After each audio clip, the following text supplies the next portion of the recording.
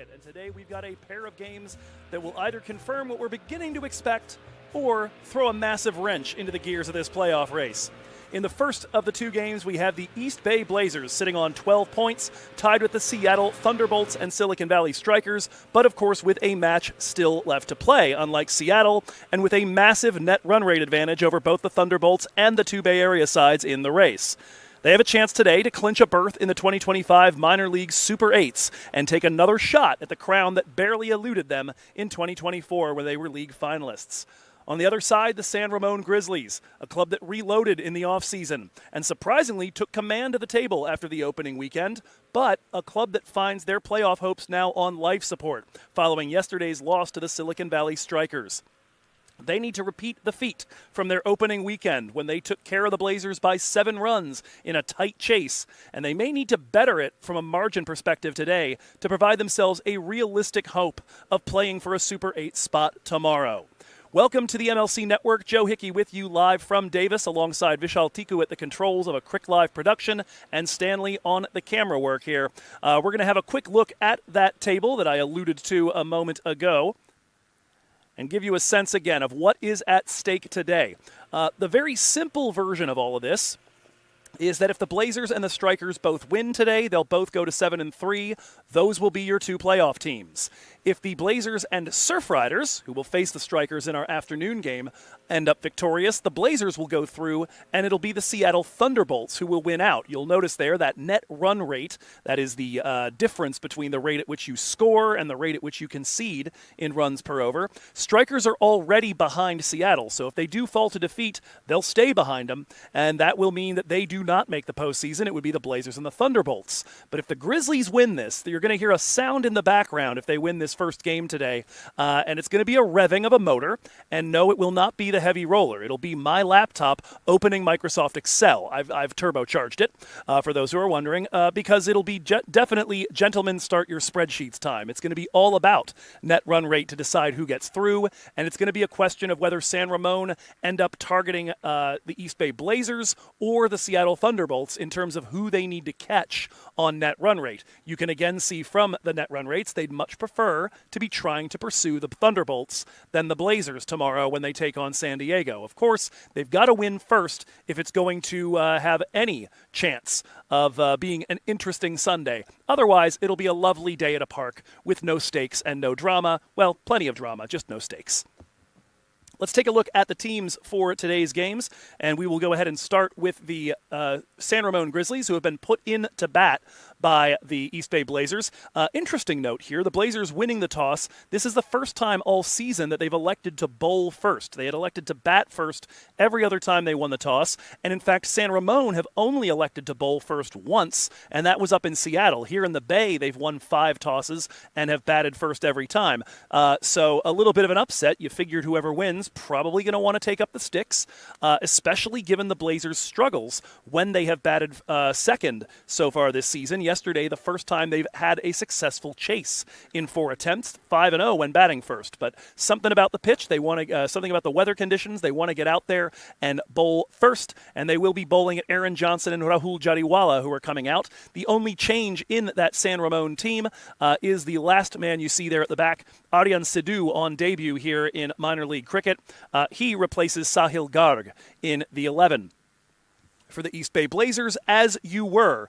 No changes to the lineup that won yesterday against the San Diego Surf Riders. A little touch and go for moments there, but they got that first successful chase done of a 158 target with about 20 balls to spare and with just 1 wicket down. They will change nothing. They have got certainly an interesting attack there with 4 pace options, 3 of them from the left side, 2 offies and 2 left arm spinners. So lots of options to the captain, Sanjay Krishnamurthy, in terms of how he elects to deploy this attack against the San Ramon openers and the rest of that lineup. Looks like it's going to be, as we get our first taste of how this will be set up strategically, it's going to be the 31-year-old lefty pacer from Joburg, Carmine LaRue, to get us started. And he'll be bowling at Aaron Johnson, who had one of the briefest days of his minor league career yesterday. This is a guy who, coming into this weekend, had 50s in 6 of his 9 career minor league cricket innings. First 2 in Seattle and his first 4 of his first 7 here in red. But yesterday, gone for just 4 runs, had a 4 off the first ball, and then bowled, or LBW rather, on the 4th delivery he faced. First one from LaRue, batted towards the onside. Abhishek Paradkar up with it, and we are underway here from Davis, California. Potentially decision Saturday here in minor league's West Division. East Bay playing for a berth. San Ramon playing to extend their season one more day and give themselves a chance to target the decimal points and see if they can make their way to Morrisville. It was the righty pacer Yusuf Zazai that squared up Johnson yesterday. Little bit of in-swing on offer for LaRue, but Johnson able to fight it off, and he will pick up the day's first run, both for him and for his team here. Grizzlies underway. We started this weekend with 18 teams alive out of the 26 in minor league for 9 spots in the postseason. The 2 versus 3 playoff in the Central that will decide the 8th position in the Super 8s, and of course the other 7 spots in the Super 8s. 2 already decided. Good bit of swing, and that one rises up to the splice of Jadiwala's bat, but the San Ramon captain also now underway with a single. Well navigated. That ball moving a bit in the air, and especially with the vaunted pace attack of this Blazers lineup, maybe a clue as to why they elected to bowl first.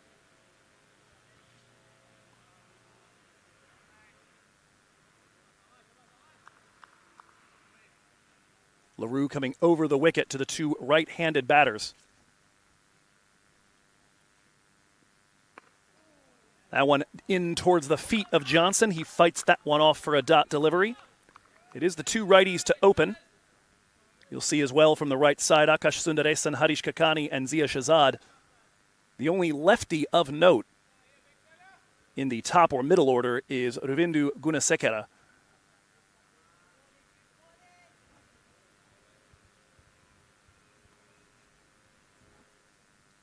Otherwise, 3 left-handed bats in the tail.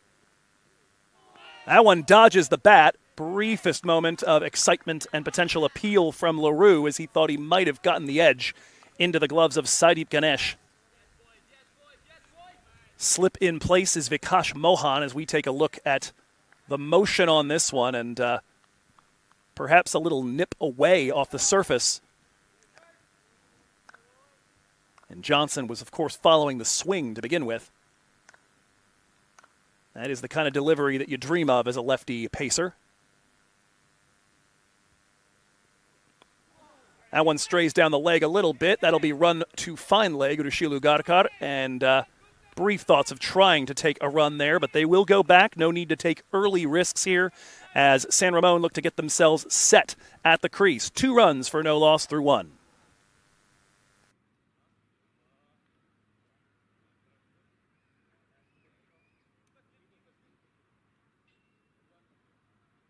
From USA to India, experience journeys like never before. Book your tickets today with Fantastic Fare, your ticket to cricket and beyond. Book today and celebrate with Fantastic Fare.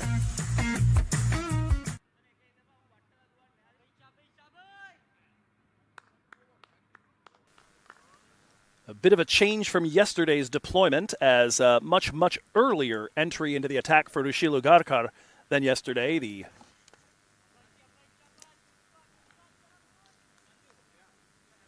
.22-year-old from St. Louis, Missouri.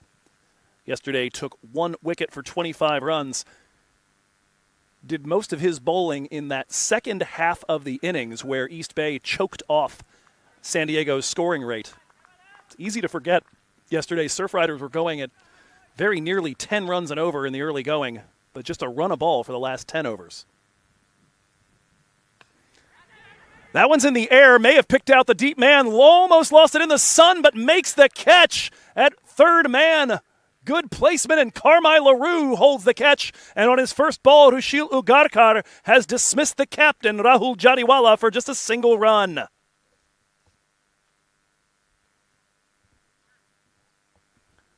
For a second day running, an early loss of wicket as Jadiwala tried to open up and drive this one. I think he was looking to go to cover and instead picks out the deep man. Picked up a bit of the outer edge on that one and flared it in the air. You see LaRue here fighting the sun for a moment, but able to hold it out at the boundary.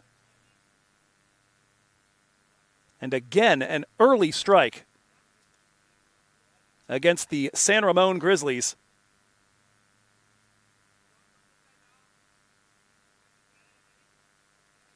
And we'll immediately see a need to rebuild. This time around, Johnson, the one who's going to stick around. Rough weekend so far for Jadiwala. He was off to a decent start, as it's going to be the debutant Aryan Sidhu in at 3. Jadiwala yesterday had 15 off 9 and then just kind of threw his wicket away against Kamran Hotak. Tried to help an angled ball around the corner and flick it over the top of drawn-in fine leg, but just didn't get the connection to it. And today, not able to get the cover drive quite right. First delivery to Sidhu, stopped nicely by the slip. Congratulations and continued chatter back behind. Placement of that fielder paying off right away.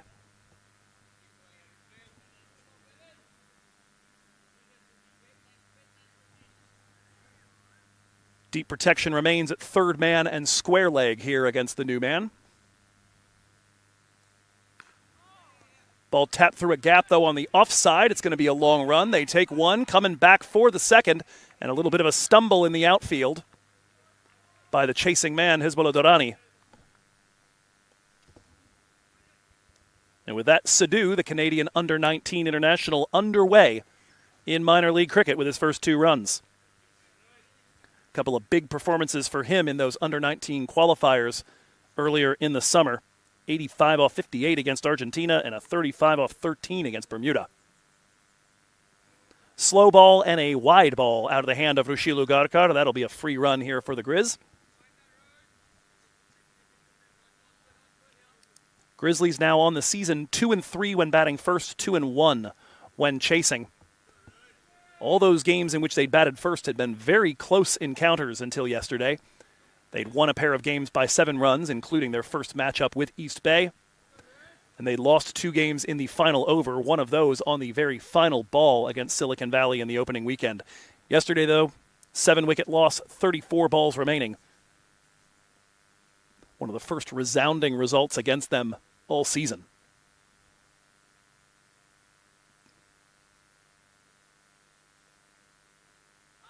That one is in tight after the wide ball. Ugarkar trying to change the line of sight of the young Aryan Sidhu. Almost picks up the slice of the bat. That'll be a dot. May not elevate the run rate, but the heart rate of the number 3 here for San Ramon probably up just a little bit.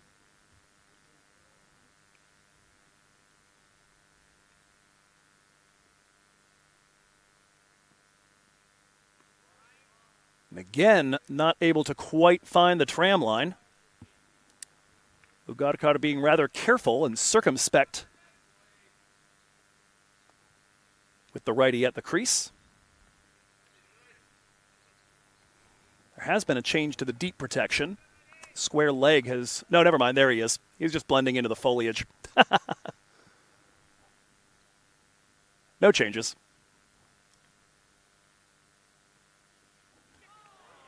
Big swing, no ding. That one through to the gloves of Sadeep Ganesh.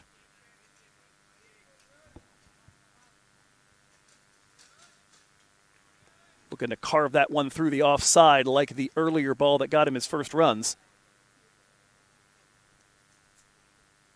He sees Ugarkar trying to go wide, wide, wide, and certainly knows he's got some room to access the offside. It's what worked to get Jadiwala. as he couldn't quite follow it all the way out to shoot it through covers and instead popped it up to that deep third man.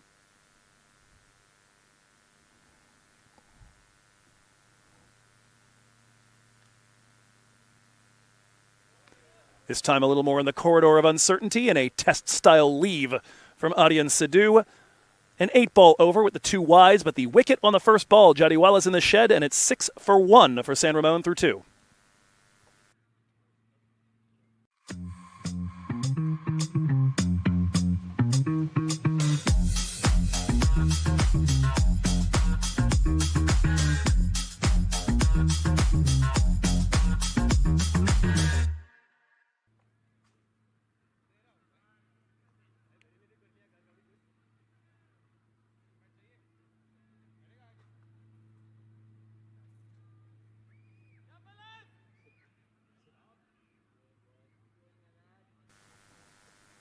Six for 1 through 2. Aaron Johnson back on strike after being a spectator for the entirety of over number 2. Another one in on the body of Johnson, and Carmine LaRue, very pronounced strategy of trying not to let Johnson extend those arms. If you can keep it right there at his toe, or a little bit further towards off than that, you can kind of tie him up a little bit. You stray down leg, and he will punish you out to the boundary behind square. And if you stray out too wide, he will extend those arms and shoot it back over your head or to long off. So far, though, on target, just a pair of singles. Attempted run out there as the ball's going to hit Aaron Johnson, as it was run to long on. And I said a pair of singles. It was actually just one single before that. Now a pair of singles for Johnson off the 7 deliveries he's now faced from Carmine LaRue.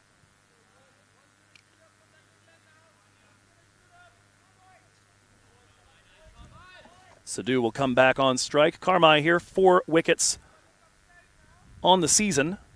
3 of those against right-handers, even though he's got pretty much a 50-50 split, so he'll be happy to see the way that San Ramon's lineup is set up. Another one right on target. Absolute sandshoe crusher from Carmine. The applause coming from the deep man Faisal Khan over here at the third man boundary. They have moved the other deep protector to backward square now. Perhaps giving away a little bit that Carmine has no intention of providing width here to Sidhu or to Johnson.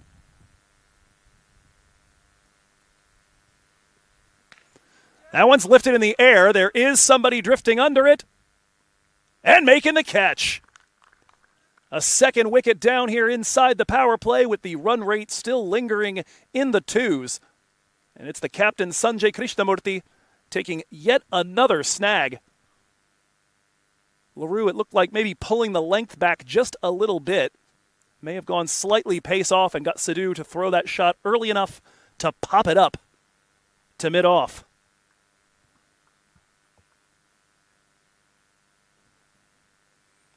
We see there trying to throw that off drive, but just getting it a little under. An absolute catching practice there for Sanjay Krishnamurthy.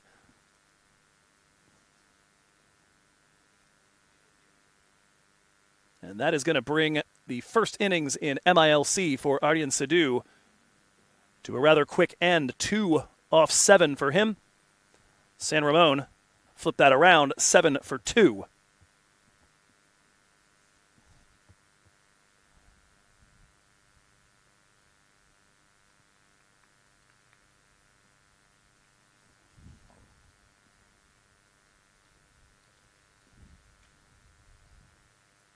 So for Carmine, his first wicket in a little bit. He was economical in Seattle, but just took 1 wicket in the 7 overs of work that he had.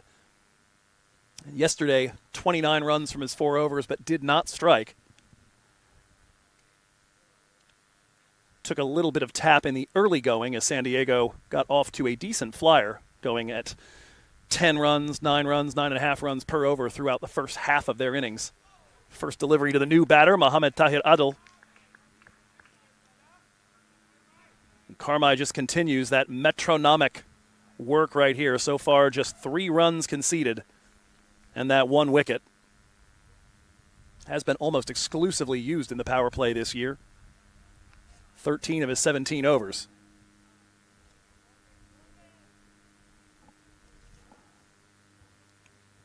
Adil here in the crease, one of the stars of yesterday's game, though, for San Ramon, as that one's run off the splice. That'll go to third man. Mohamed Tahir Adil underway with his first run. He'll retain the strike when we come back here with over number 4 through 3. San Ramon 8 for 2.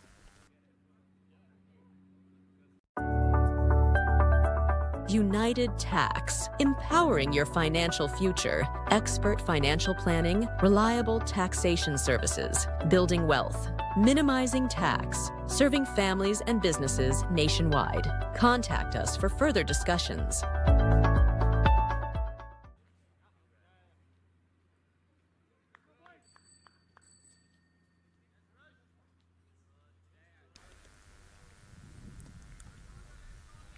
Mohamed Tahir Adil on strike here as we get over number 4 started. It'll be Rushil Ugarkar continuing from the Usman Khan end.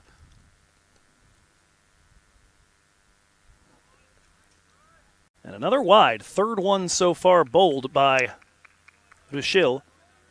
Gave up just 2 runs off the bat, but handed 2 runs to San Ramon in his first over of work.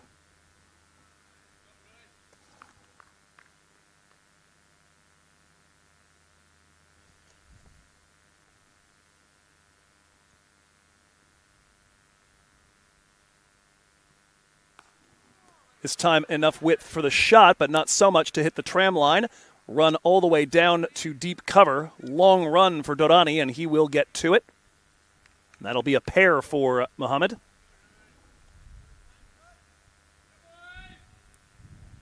"27-year-old, veteran of Afghanistan A and Hindu Kush. Yesterday, his best day so far in minor league. He had 5 off 3 coming in. Yesterday, 27 off 16. Nice cameo to give San Ramon something worth protecting. Looking for it again. This time it's a little bit wider, a little bit behind the point region, and Carmine LaRue will come from deep third and claim it. Just a single on that one as Carmine was quick to it. They continue with the 2 deep men at third and at square leg. Faisal Khan, the one over at square. Indications being given by the East Bay captain, Sanjay Krishnamurthy. Otherwise, it is a very offside-heavy field. Third man and something roughly splitting mid-on and mid-wicket inside the circle. 4 inside the circle on the offside, as well as a slip in place just to the left of Sadeep Ganesh off your screen. Another shot, taking the elevated route and firing it over the offside fielders. This time Aaron Johnson getting in on the fun, and he's got his first boundary and the first boundary of the day for the Grizzlies.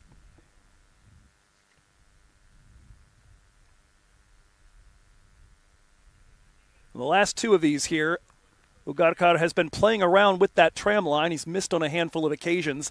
As we told you, got the joy on his very first ball, bowling out there and taking the edge of Rahul Jariwala. A cover drive turning into a lolly out to third.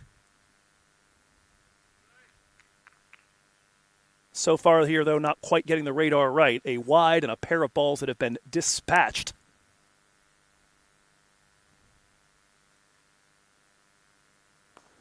Now goes inside a little bit, but the inside-out drive is going to work it wide of the man in the circle. Johnson thinking about a second, but the throw from Gowda will come in, and AJ will head back.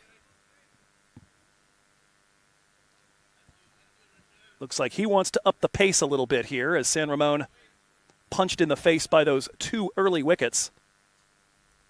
Jariwala gone for just a single run, Sidhu for 2. Inside, he's gotten pad, waiting for something from Sunil Singh, and it is not forthcoming.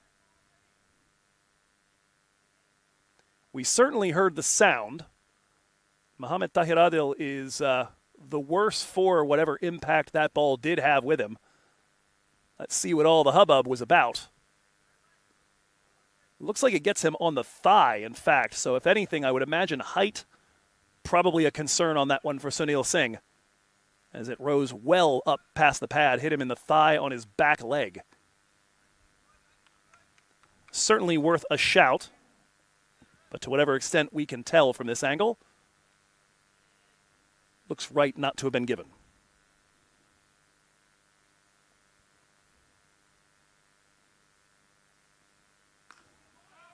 That one's defended to the offside, straight at a fielder.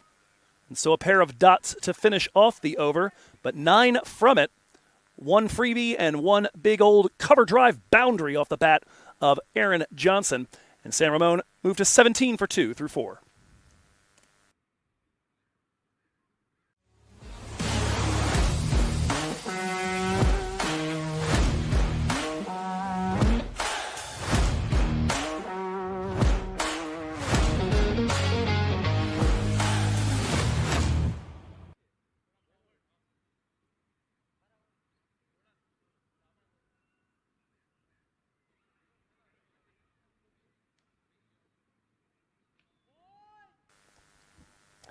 Looks as though the Blazers are going to use up a third Carmine LaRue over here inside the power play, and who can blame them?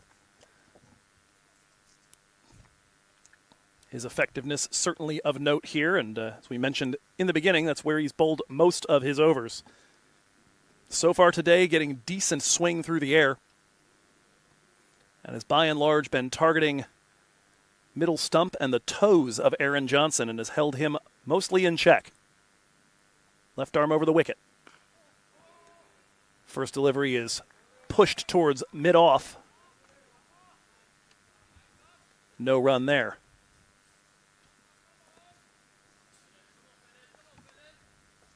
LaRue bowling from what is termed the Sahadeo Pavilion end here at the Arroyo Park ground.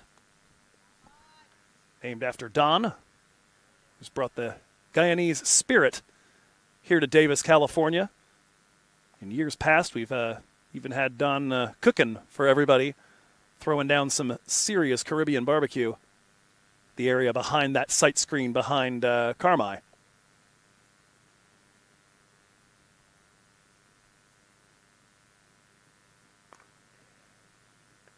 This one run through the offside fielders in the circle. That'll be a single.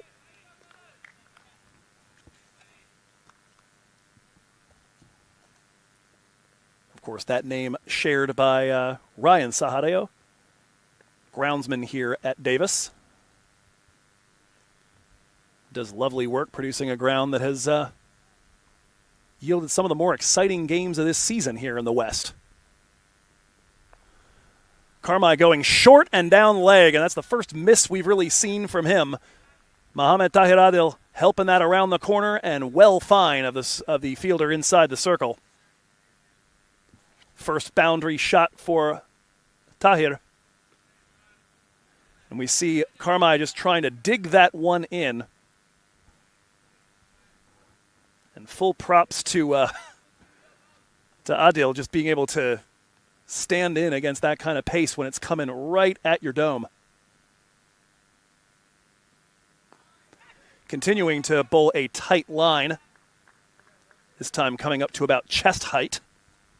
A little more what Carmi might have been looking for on the prior delivery.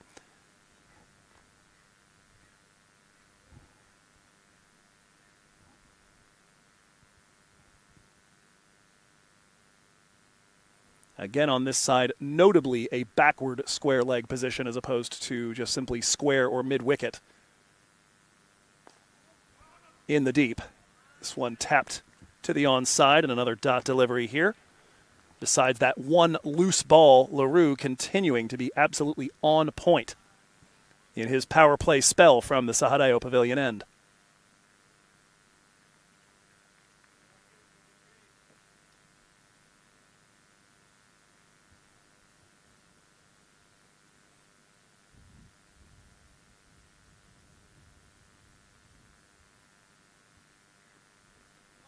Again, straying down leg, and this one is going to be nudged just past the glove of Sadeep Ganesh, and that'll get through as well. So a pair of looseners out of the hand of Carmi LaRue. He's missed with his length just a couple of times.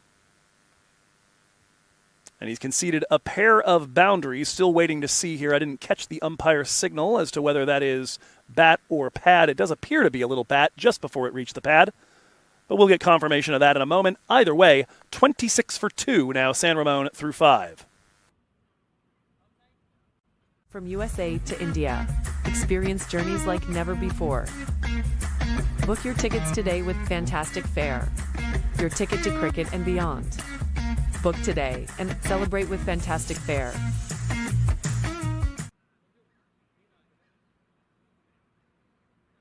First bowling change today, and it's going to be Abhishek Paradkar taking over from the Usman Khan end in place of Rushilu Garkar. Car for car swap. It looks like Abhishek's going to be going over the wicket to Aaron Johnson, presently on strike. Johnson so far held a bit in check by the pinpoint precision of Carmine LaRue. Probably wondering a little to himself, hey, where were those bouncers earlier that you just showed to Mohammad Tahir Adil? I could have feasted on one or two of those. But either way, the boundaries are coming. San Ramon working their way towards a run of ball despite the early bang-bang. Perhaps most crucially, 6 balls away from getting out of the power play without that dreaded third wicket. Knock on stuff. Not trying to commentate or curse anybody, I swear. Just noting what might be going through their heads. Paradkar over the wicket to Johnson. First delivery straight back over the head of the bowler, and that's going to be a long run, and the ball has got too much juice. It's going to beat them to the boundary. Right away, Aaron Johnson looking to feast on Paradkar's bowling.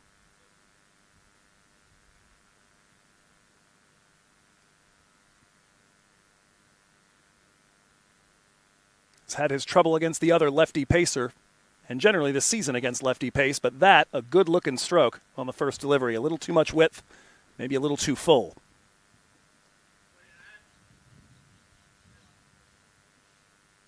Strike rate on the season for Johnson is at 148 coming into action this weekend.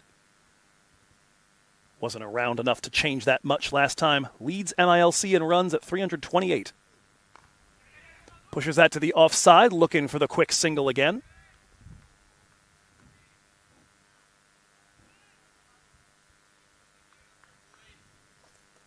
Abhishek, for his part, also amidst the leaderboards, and has a chance today with his main competition idle to see if he can find his way to the very top.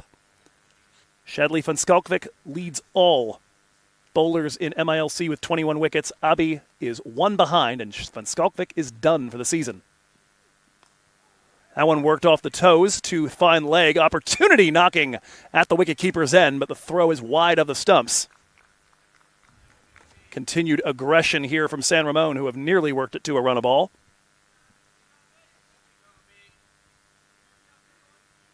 Partnership up to 25 runs now. Off of 17 deliveries. Nice rebound from 7 for 2 when Sidhu went down.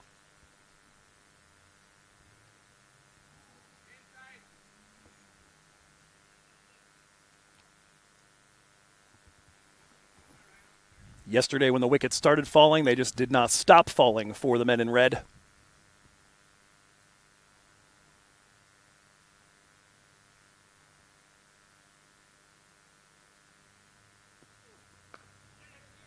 Tapped inside, another opportunity to throw the wickets down, and a hop of frustration from the fielder. Hezbollah Dorani thought he had a shot at that. May well have had Mohammad Tahir Adil in a world of hurt had he found the timber.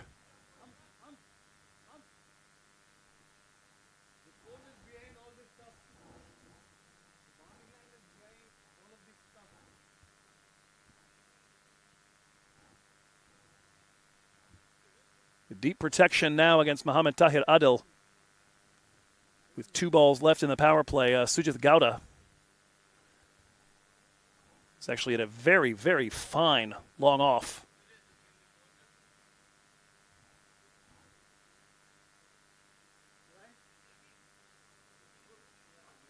Well, we may apparently have a few things that are judged to, not in the batter's eye. It was a cone that had been placed outside of the actual proper boundary. Sunil Singh out to deal with that as the batters continue to discuss with one another. Take the opportunity for a little chat. So maybe it's not a deep, narrow, long on. It's just Sujith trying to deal with the cones. Let's see.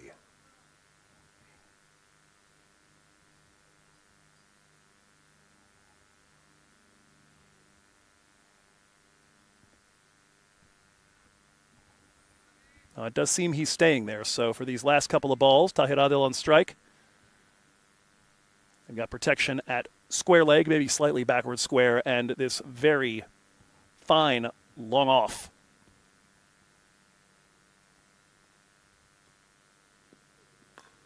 That one's going to be over the top and will fall inside the circle. Another quick single. One ball left here in the power play.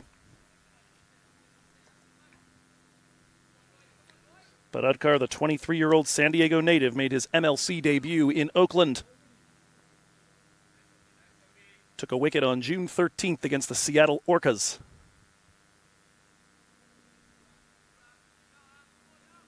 Got wickets in every single match this season and multiple wickets in 6 of the 9. Looking for something here to finish the power play. Strays a little down leg, run to find leg. Another opportunity to throw down the stumps, but Tahir Adil is in, and the throw is wide. So it's 9 runs off Paradkar's first, and that brings the power play to an end. Quite the recovery from 7 for 2. At the end of 6, San Ramon now 35 for 2 as the fielding restrictions release.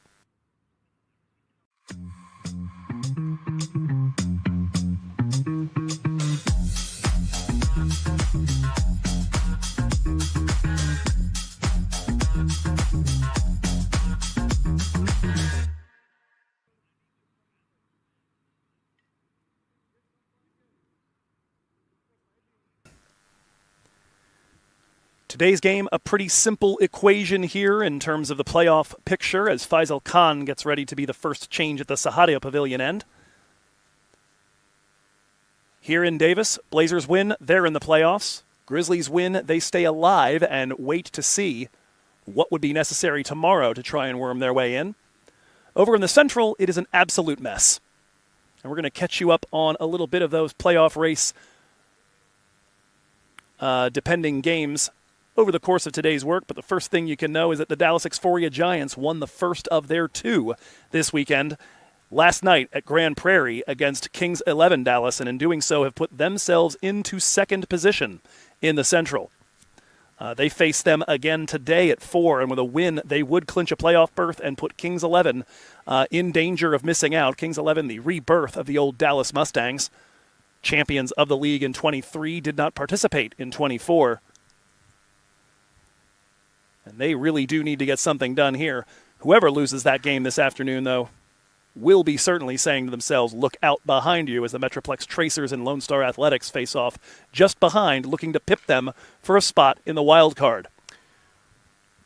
First delivery after the power play is released is going to be a 2, as Johnson doesn't quite time that well enough to get it to the boundary in the covers.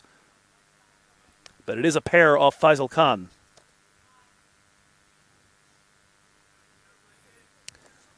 In the meanwhile, the Chicago Kingsmen, with a single victory now, would be able to clinch a spot in the Super 8s. They are top of the table, 1 point ahead of DXG. But Exploria Giants have just 1 match left. Kingsmen with a victory would have the distance they need, and they are currently protecting a target of 158. That one's off the toe, but looked like it was going down leg. That appears to be 4 leg byes, skittering very rapidly to the boundary.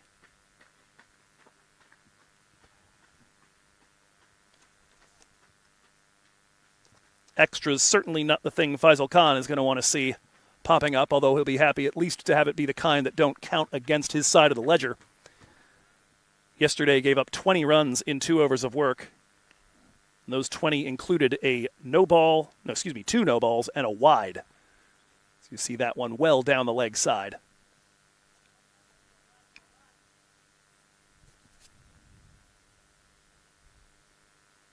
He did take a wicket, however.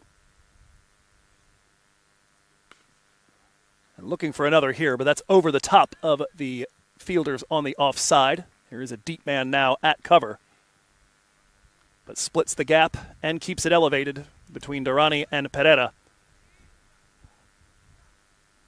Johnson continuing to try to press the accelerator a bit here for San Ramon for the first time in the game over a run of ball right now. Took them until roughly the 13th or 14th over to accomplish that yesterday after their tough start against Silicon Valley. That almost looked like a knuckleball. That had some wobble in the air out of the hand of Faisal Khan. A lot of width on offer for Mohamed Tahir, but a tough one to square up.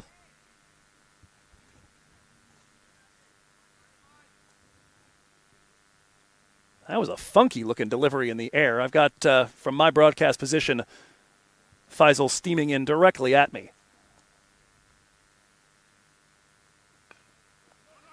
Straighter ball on a fourth stump line. Worked to the point fielder Durrani. Scooped up well for a dot delivery. I was mentioning before, though, the results in the Central. Kingsmen with 7 overs left have still got 71 runs worth of target to defend against their crosstown rivals, the Chicago Tigers. As we said, if they win either of their games against them this weekend, that'll put them as the third team into Morrisville. Swing and a miss as that one dances along the tram line and a little wide of it. Saideep Ganesh, I'll say maybe understandably nonplussed by that decision. That was absolutely borderline. But at least from where I'm sitting, looked like it may have snuck inside. Question, as always, is where was it when it passed the front of that line? Certainly out of the reach of Mohamed Tahir, but I think the angle he's producing from that wide run-up, a big part of it. He's got the wicket chopped on. The very next ball brings his line in a little bit tighter, bowls it a little bit shorter. And Tahir not able to rise to it. He takes the under edge straight onto the woodwork, and there is wicket number 3 down for the San Ramon Grizzlies. Just not able to quite square it up as Faisal got one to climb a little bit here on the Afghan righty. So with that, on the final delivery of the 7th, third wicket down, San Ramon 43 for 3 will introduce you to the new batter on the other side of a break.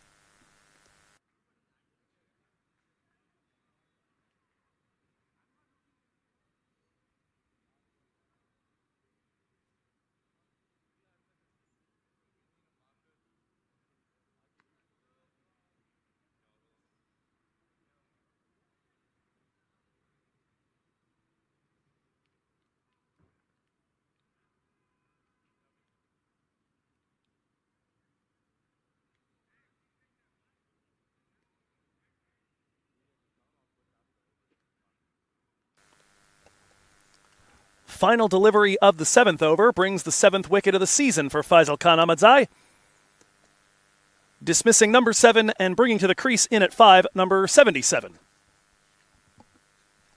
I think I know what number I'm looking for in the lottery at this point. Ravindu Gunasekara is going to come in at 5 here for the Grizzlies. An all-Canadian international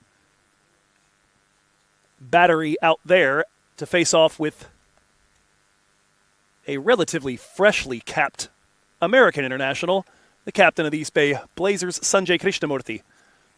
I will say, especially since the gold has been largely removed from the color scheme, seems about right to see these jerseys and a pair of Canadians out there.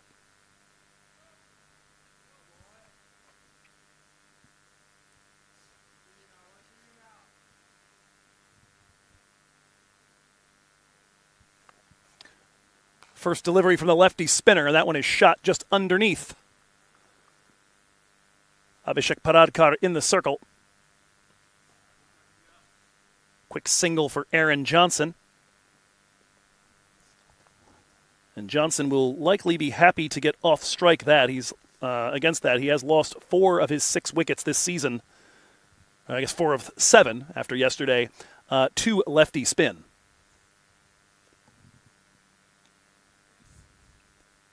about 19 balls per dismissal against left-arm orthodox, about 73 balls per dismissal against every other kind of bowling combined. Now it'll be lefty on lefty. As Sanjay not able to stick the right-hander to the crease for very long. Now he's got to go in against Gunasekara. First delivery, a little on the short side, and he's going to roll that back behind at fine leg. Long run, and a good pickup over there by Faisal. That'll just be 2, but Ruvindu underway. 6 off 9 yesterday before he was caught off the bowling of Kamran Hotak.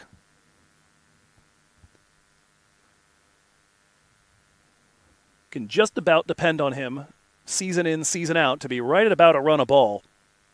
Strike rate of 98 with LSA in 23. Strike rate of 101 with San Diego in 2024. 38 off 39 in his opening weekend with the Grizzlies in Seattle 2 weeks back.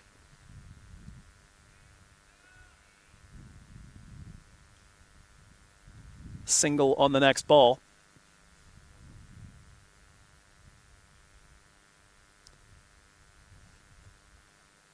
Thus far, spin is what he's done his damage against. Although, interestingly, his only boundary before yesterday and his only dismissal had both come against lefty orthodox spinners, so a little boom or bust. That one's in the air, and that's going to be a chance, and Aaron Johnson has got to go. Sanjay Krishnamurthy strikes and removes the danger man on just 19 off 20. And we said beforehand, 4 of his 7 dismissals, now make it 5 of his 8, have come to the southpaws with the spin. Flattens this one out a little bit, maybe on the short side, but enough purchase on the surface, and picks up that top edge. Just not a confident stroke from Aaron Johnson as that ball bent away from him. Easily picked by Faisal Khan in the deep. He's been part of the last 2 wickets. Bowled Mohammad Tahir Adil and makes that catch. In fact, it's an interesting look to the scorecard right now. Rushil took a wicket that was caught by Karmai. Then Karmai took a wicket that was caught by Sanjay. Sanjay's now taken a wicket caught by Faisal, and of course earlier Faisal took a wicket bowled. We need to get Rushil a catch, and it'll all be perfect. At any rate, wicket taken in his first over by Sanjay Krishnamurthy. That his 9th of the season. Was held wicketless in 2 overs yesterday. And it is a big one as he claims Aaron Johnson. After escaping the power play with just 2 wickets down, no small feat given the 7 for 2 they found themselves in inside the 3rd over.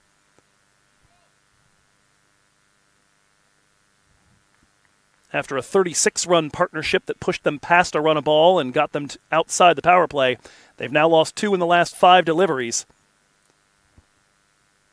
But the man striding to the crease was the danger man yesterday. Kakani's first delivery is going to be rolled over to the right side, the offside for a single. And Harish gets underway. Yesterday's game for Kakani.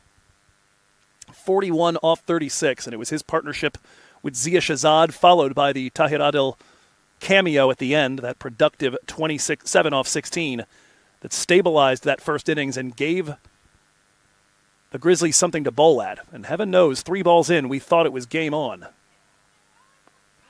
That one's popped up, but it will find green grass. Not the most confident stroke from Ruvi Gunasekara there, but he does survive. He'll be the man on strike when we come back for over number 9, 49 for 4.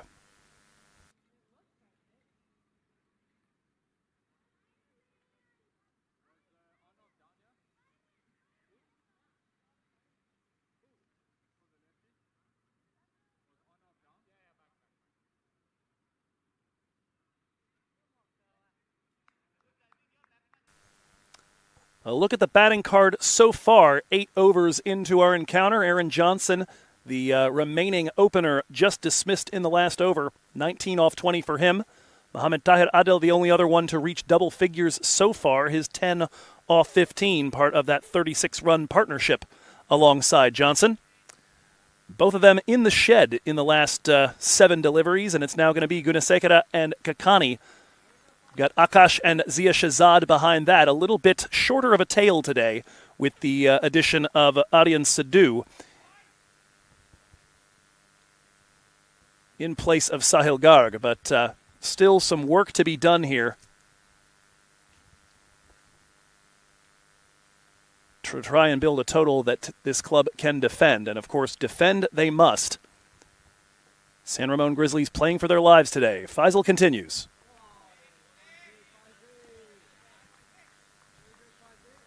Dot on the first.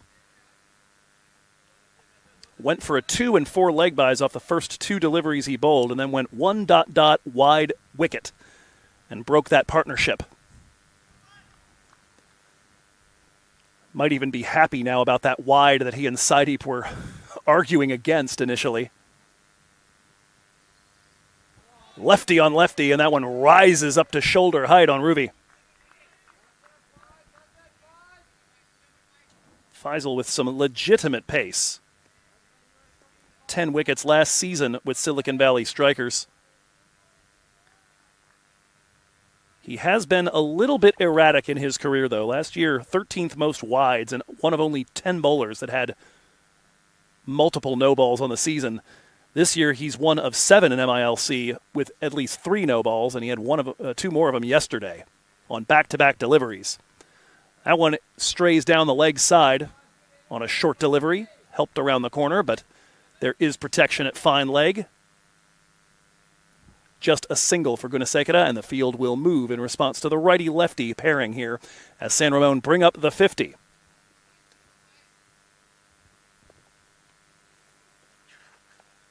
This weekend, if you looked at recent history, you felt pretty good about San Ramon's chances. If you look at more remote history, it gets a little dicier in terms of the reading.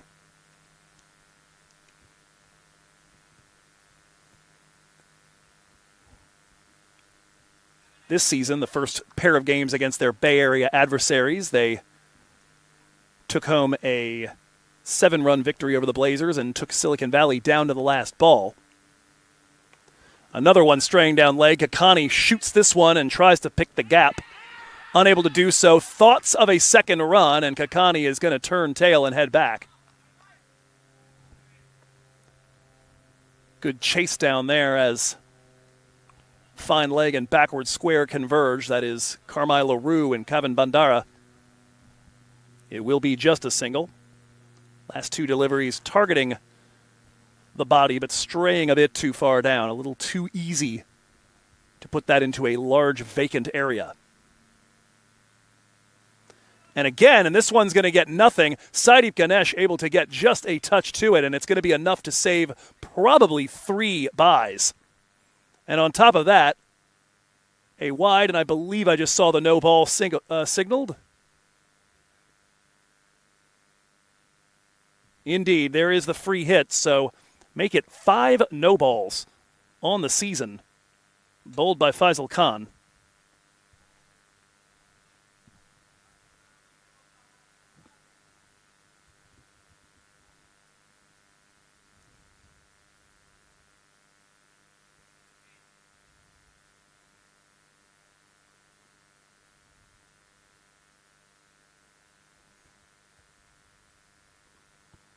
A swing and a miss. What a delivery on the free hit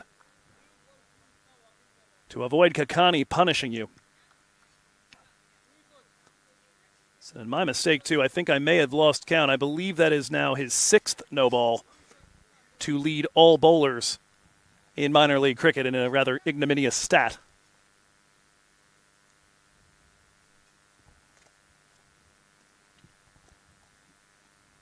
All told, though, you bowl enough dots, you don't mind the extras quite so much. That one rolled to the offside. That'll be a chance for a direct hit, and they're going to give away an overthrow there. Hizbullah Durrani, a little rush of blood to the head. For the briefest of moments, looked like he had Kakani out of his crease. But instead, the throw is going to let San Ramon scamper a run. They are going at exactly a run a ball through 9:54 for 4.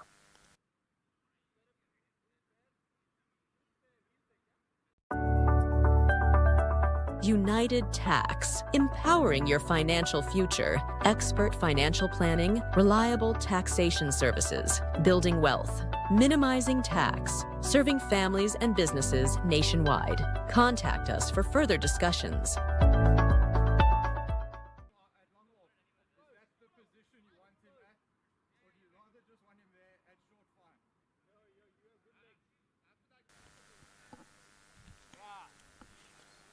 Lovely conversation and banter between long off and long on here in front of our commentary position, enjoying the camaraderie of Sujith Gowda and Carmelo Rue, both of them longtime East Bay Blazers.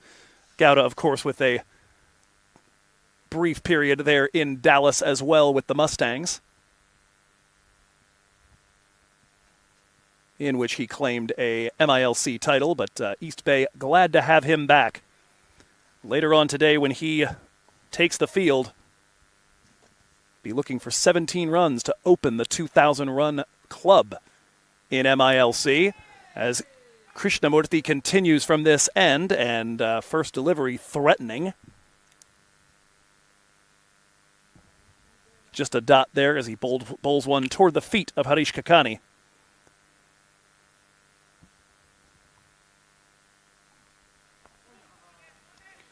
Does well to drop the bat to avoid anything. Another near direct hit. This time, I think, from Abhishek Paradkar.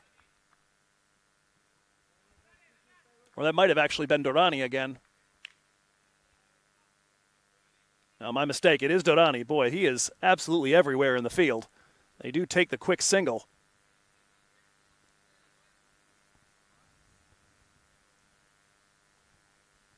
A brief moment of confusion for myself because the far more demonstrative player after that ball did not make it to, or did not hit the woodwork was Paradkar with his hands up on his head, but it's because Durrani was running a quick lap to get it out of his system. He's still kicking air as he goes out to his new deep position at square leg. Ruby runs this one to point. That'll be one. No interest in trying to take a second. They'll settle for moving the field around by going back and forth, rotating the strike between the righty and the lefty.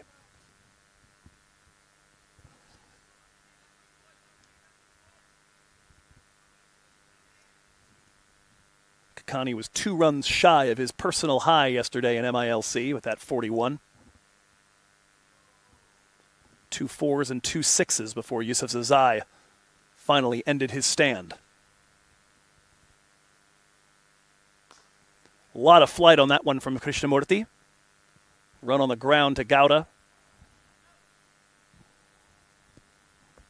Much as they did toward the end of the power play, wouldn't be a huge surprise if the goal right now for the Grizzlies is just get to the drinks break without losing another wicket. And see what they can do to regroup. We have seen big changes in the direction of an innings at the drinks break pretty much in every inning so far this weekend. That one's a little bit past the tram line and a wide.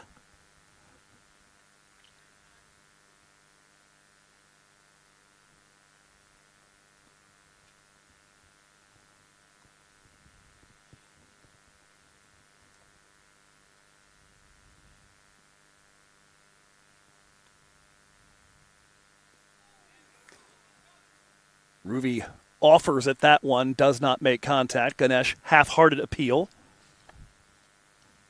as he hopes to add to his second in MILC total of wicket-keeper catches. Just a dot, though. Last ball of the first half. And Gunasekara delicately runs that one down to third. And that'll be a single. San Ramon will reach the halfway point of their innings, going just a hair under that run-a-ball mark. Kakani on 5, Gunasekara on 8. The partnership at the moment on 12 since the departure of Aaron Johnson. And through 10 overs, it's 59 for the loss of 4. Time for a drink.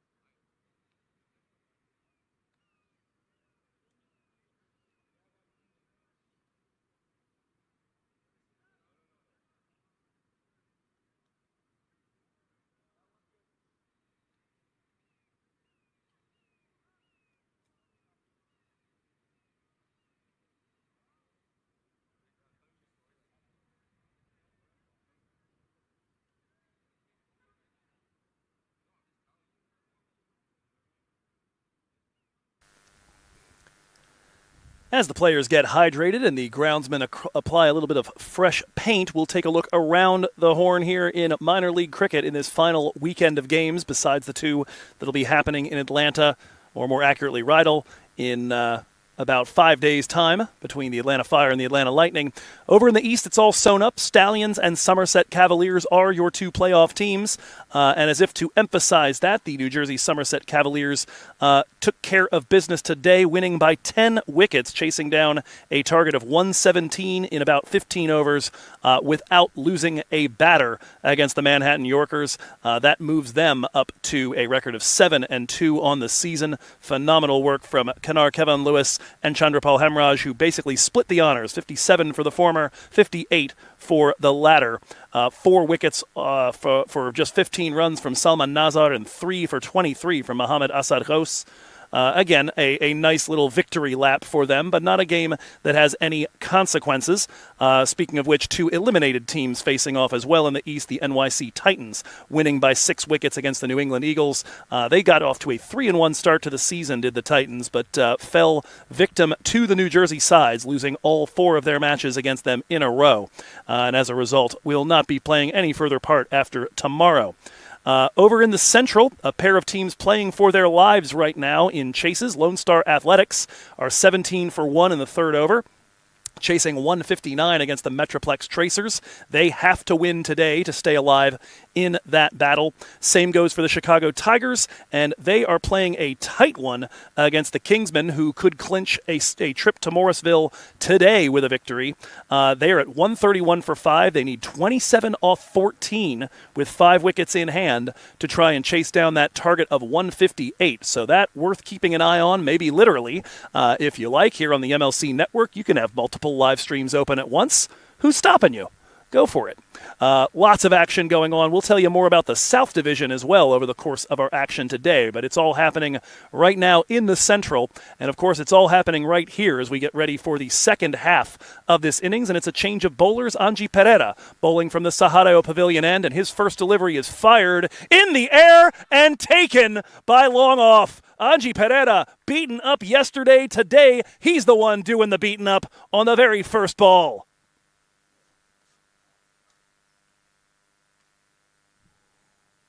Goodness, my oh me, what a strike. It looked for all the world like Ruvi Gunasekara had gotten a good enough piece of that,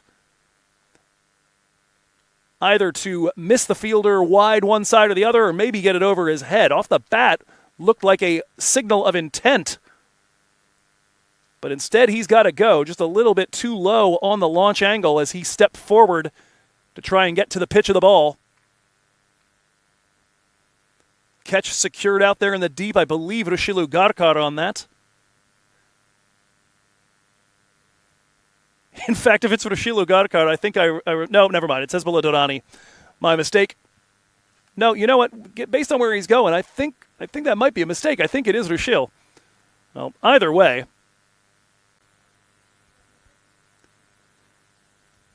At any rate, new man at the crease is Akash Sundaresan, and that first one nearly cuts him in half as he flips it over the head of the bowler and picks up a single.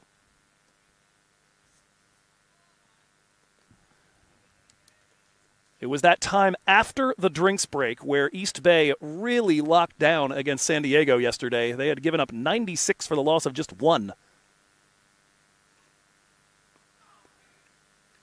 As Kakani bunts that one to the offside, a dot delivery. But they had really conceded some big runs, and in fact, 17 of those came in 1 over off Pereira, who I was just astonished by that stat, given that he was the second leading economy in minor league going into that game. And so for him to enter the attack and give up 17 was, well, it wasn't on my bingo card, I'll say that. This looking a lot more like the Anji Pereira we've been seeing. His return after a year away from minor league. That's his 5th wicket. And coming into the weekend, 3.92 the economy. Sundaresan will bunt that one into the ground.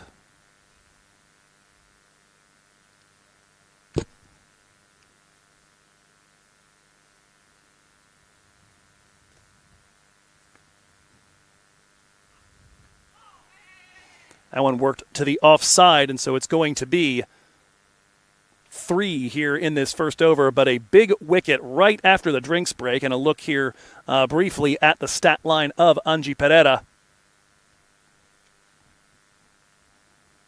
If the graphics will generate it.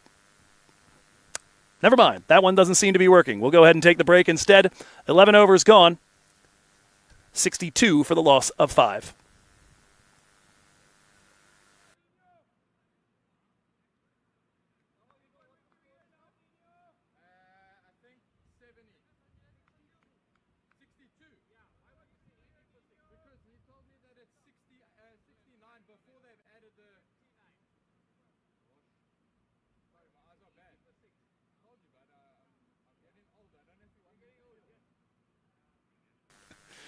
Krishnamurthy continues from the Usman Khan end. He's bowled the last 2 from that side. Bit of flight on that first one to Sundaresan. So far, Akash has had a few uppish shots there, but has yet to pick out a fielder, dropping them in front of the deep men and over the top of the bowler in each case. Single so far for, or single off the first rather for Sundaresan. Kakani now on strike. Lifts that one in the direction of Gowda, but it's going to be too long and too quick. That on the ground, one bounce past the cones. And a 4 for Harish Kakani.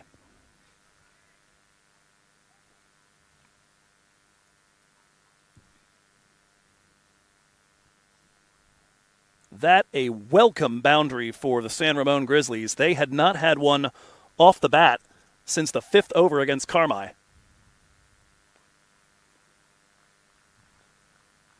They had picked up 4 leg byes on a couple of occasions, but dot delivery here.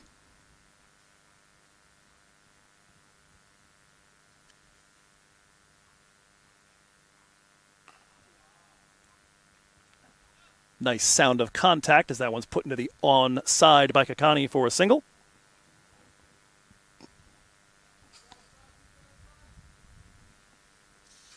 Yeah, that 4 breaking a drought of 41 deliveries in between boundaries with the bat.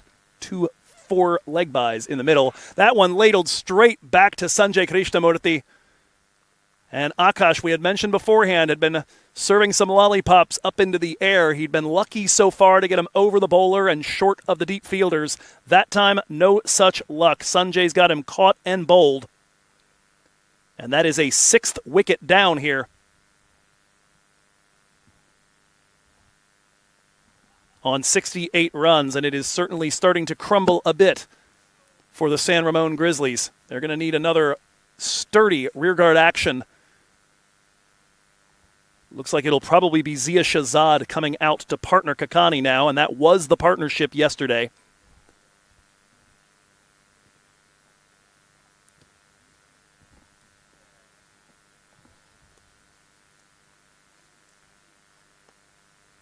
But without a little something from the 29-year-old Pakistani leg spinner, it's going to be a tough ask to try to defend this and keep their season and their hopes alive.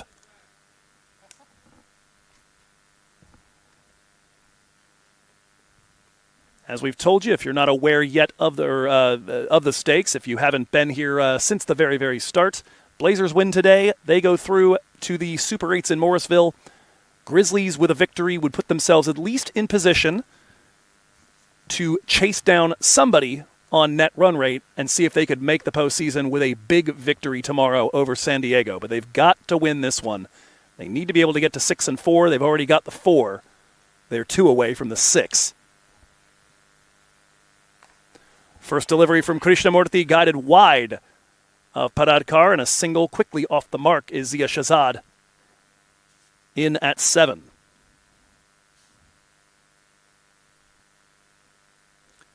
That'll be the last delivery of this 12th over. San Ramon Grizzlies looking to stop the bleeding here. It's been a rough go ever since the drinks break. 69 for 6.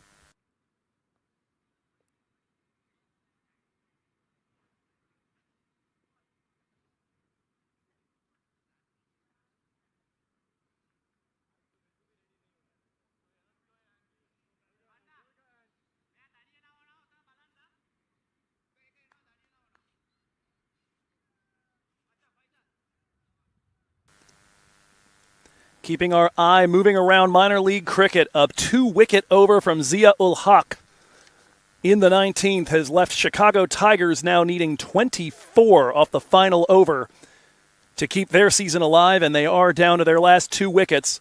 If they fail to do so, their season will be done, and the Kingsmen will be on their way to Morrisville to defend their title from 2024. Zia Shahzad facing the first from Anji Pereira. His first over went for just 3 runs and claimed a wicket on the very first ball. This one is going to, in fact, be a leg side wide. No contact at all on that delivery.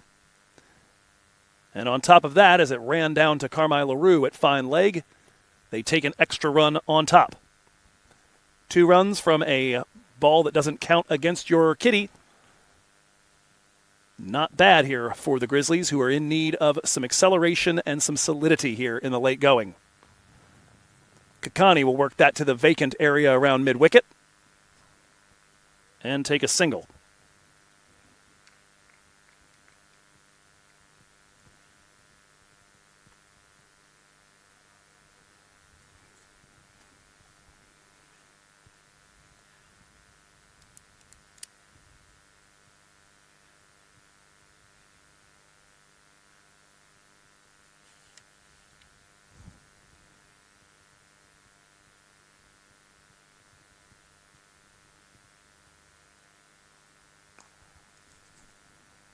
Almost the same spot this time again from Shahzad.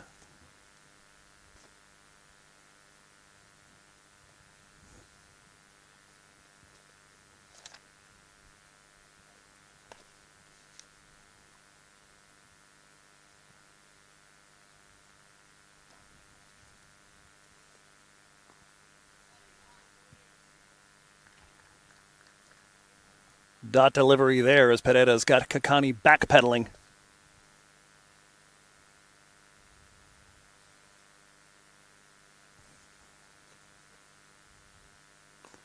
Flighted and full. This time Kakani works it away to long off.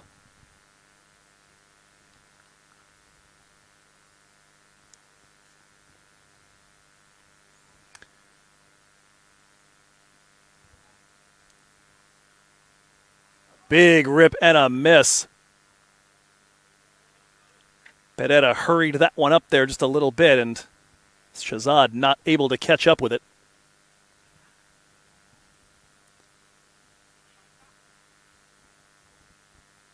Economy on the season for Pereira, roughly 4. And as he bunts that one right back to him, that will get by. And that'll be a single. 9 so far off of his first 2 overs of work. A little more the Anji Pereira we're accustomed to here in 2025 today compared to yesterday. San Ramon, 75 for 6 through 13.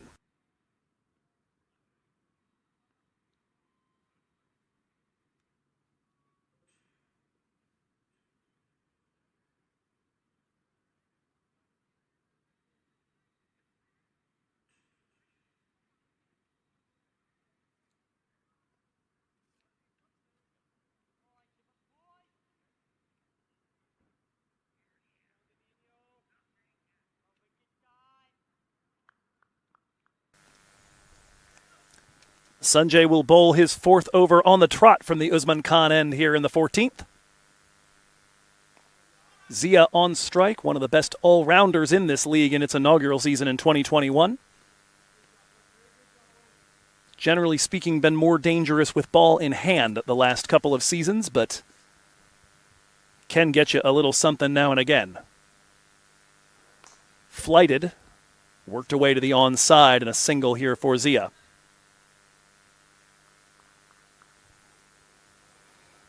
Last year, 79 runs at a roughly run-a-ball strike rate and an 11.3 average with the Atlanta Fire.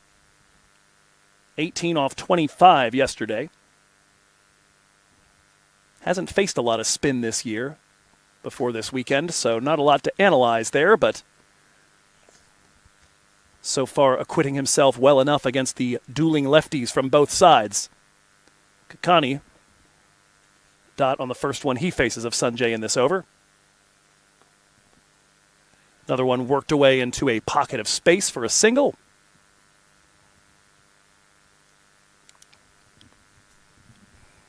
Right now it looks like the Blazers, not a terribly attacking field, just content to let them noodle it around and let their bowlers and the quality of those deliveries eventually yield a mistake. If they can keep from giving up the big boundaries in clumps, frustration starts to rise.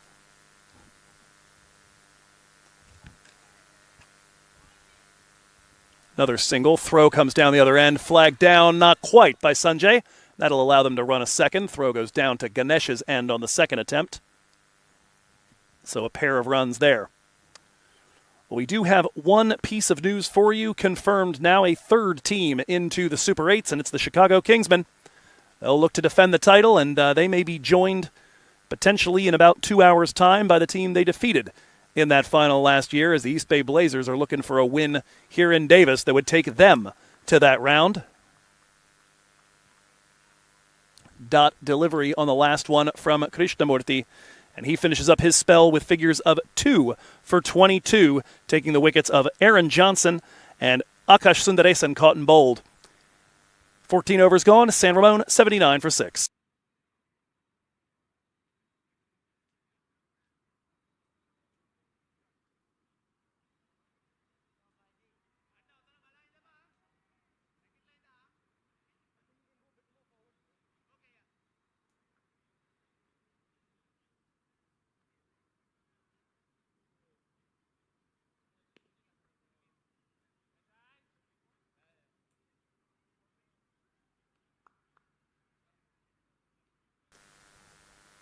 A 6th consecutive over of lefty spin, and our third one in a row from the Sahadeo Pavilion end. Trying to free the hands there is Harish Kakani, but he's going to pick out the fielder in the deep on a roll.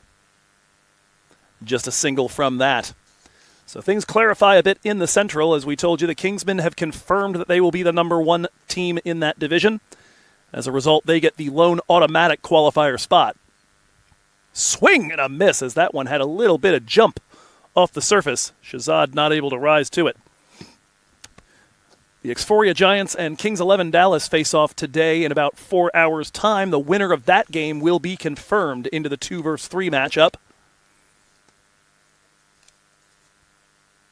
And then it's going to be up to the Metroplex Tracers and the Lone Star Athletics to see if one of them can pip the loser of that game into the 2 versus 3. If they split their series, odds pretty good that both Xphoria and Kings 11 will make the trip.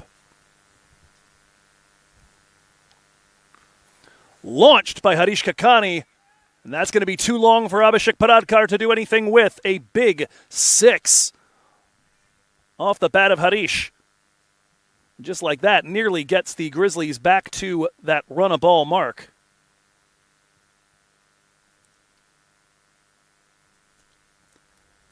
And worth noting, I know that's the first one for Harish, that is the first 6 of the innings for the San Ramon Grizzlies.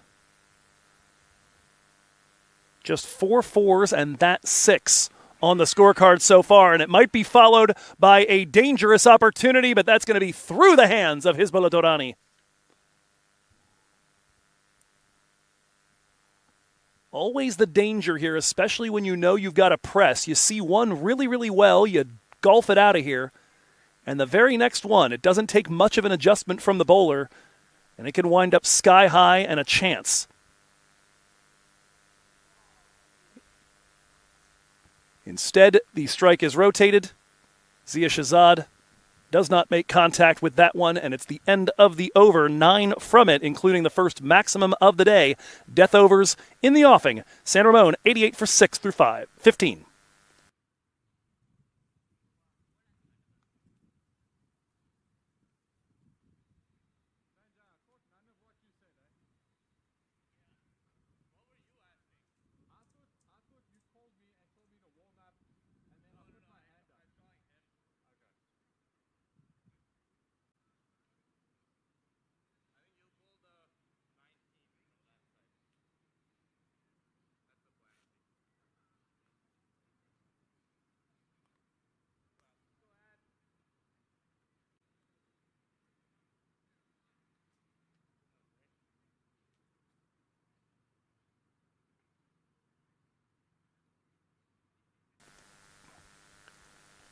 90 balls down, 30 to go in this first innings as San Ramon sit at 88 for 6.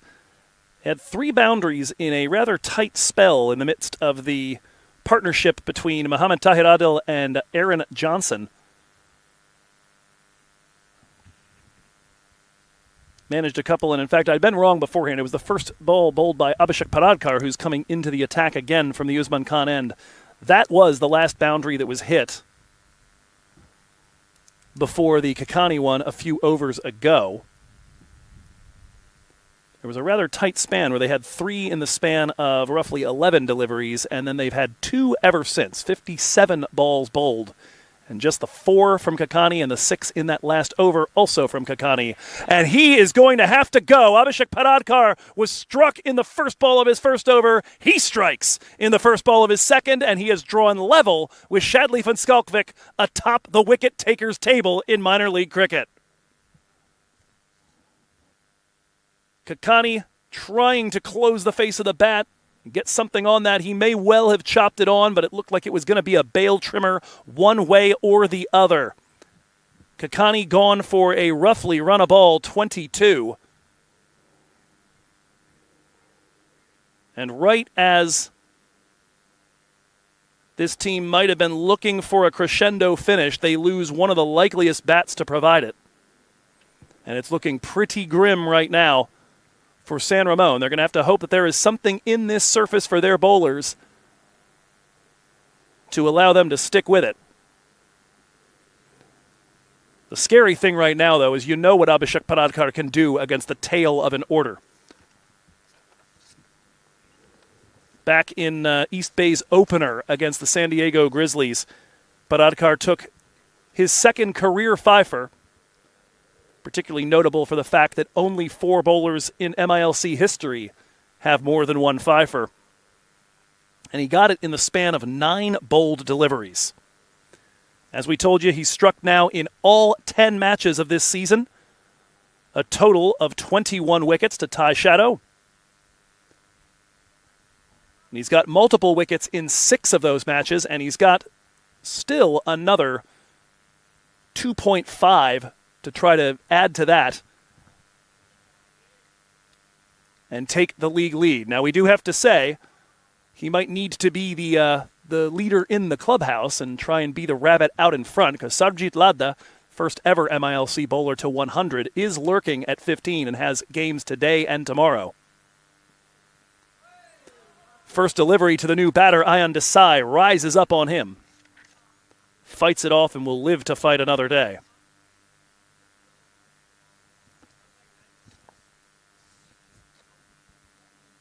Desai yesterday 7 off 5, including a 4, before he was bowled by Ramon Reefer.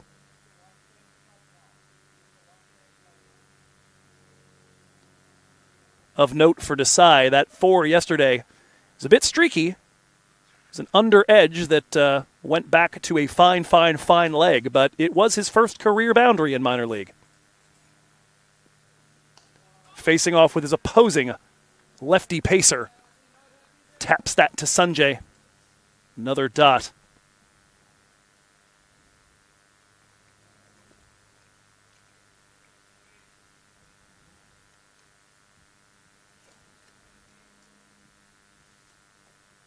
Lone Star Athletics, by the way, facing off with Metroplex Tracers and playing for their season. They're chasing a target of 159. They're at 51 for 1 halfway through the 8th over. Exactly at the DLS par score, so that a very fascinating looking game. Desai off the mark as he taps that one just wide of the stumps at the other end.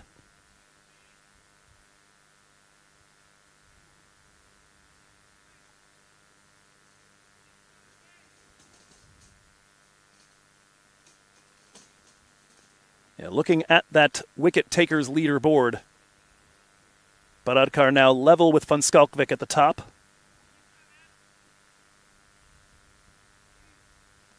Sarjit Ladda actually sitting on 18 as he looks to have already done a little bit of damage. We'll tell you a little bit about the games going on in the South, but Baltimore facing off right now at the Atlanta Fire. Swing and a miss, and kept it inside the tram lines, did Paradkar. First over went for 9, a 4 followed by 5 singles in a row in the final over of the power play. This over so far, a statement, absolute attempt to step on the neck of any hopes for the San Ramon Grizzlies. Last delivery of the 16th. In on the pads and worked away. Nice diving stop by Anji Pereira. Yes. Yeah, ball's right there. The way he got up and dusted himself off, I thought for a split second that it had gotten past him into the boundary rope. But indeed, just a second single in the over, but another wicket down, and it's Harish Kakani. It's going to be up to Zia Shahzad and the tail to try and create something defendable here, 90 for 7 through 16.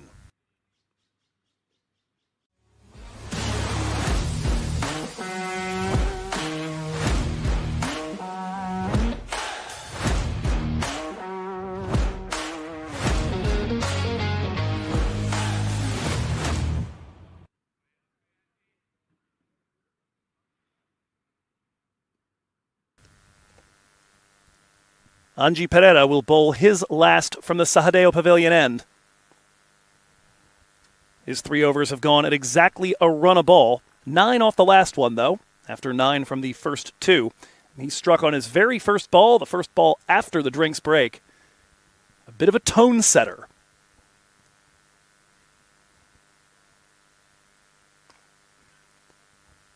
A pair of dots to start Zia Shahzad here in over number 17.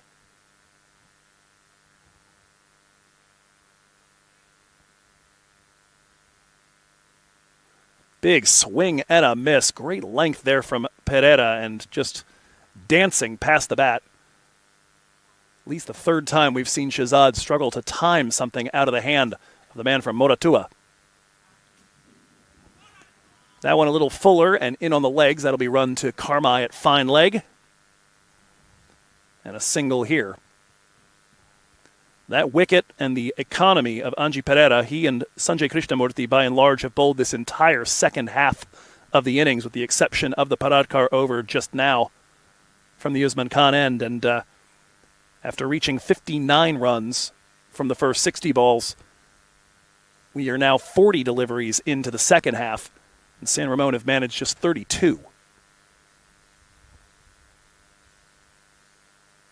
Desai stepping across his stumps, and it's a sharp chance, but it is a drop. Chance at the non-striker's end for the run-out, and the throw is going to go to the outfield, and something that could well have been a wicket is going to turn into a pair of runs for San Ramon.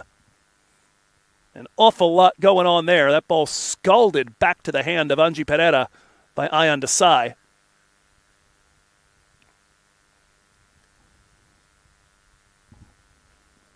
Anji not able to hold it.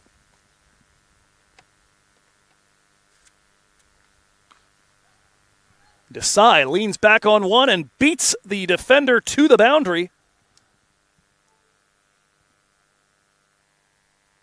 And that one is over on the fly, the first career 6 for Ayan Desai. My goodness. Well, that's not a nice way to say goodbye to Anji Pereira. Final ball of his spell, which had been so economical to that point, goes for the second maximum he's conceded. The second one of the day for the Grizzlies. They move to 99 for 7 through 17. Pereira finishing 1 for 27. Real estate has been my life for the past 20 years. Look, anyone can write a contract, but Alka guides you to the right decision. Alka's enthusiasm and professionalism in the real estate field makes her tops. Yeah, we've known Alka for almost 20 years. We've done 8 transactions with her. Do we need to say anything more?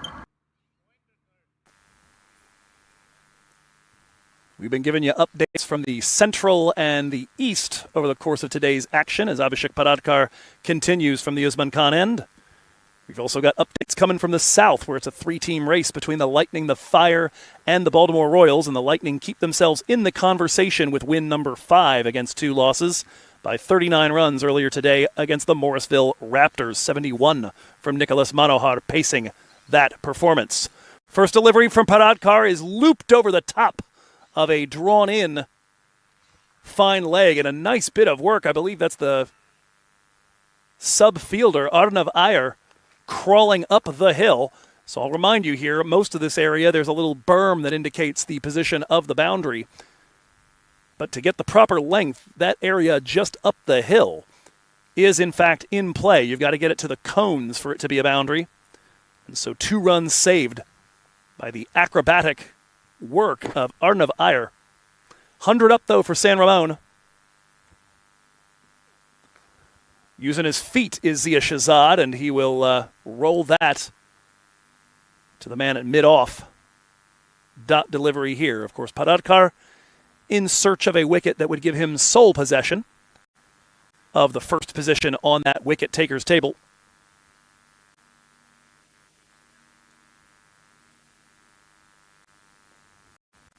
Wouldn't mind a little buffer. Sajid has 2 innings left.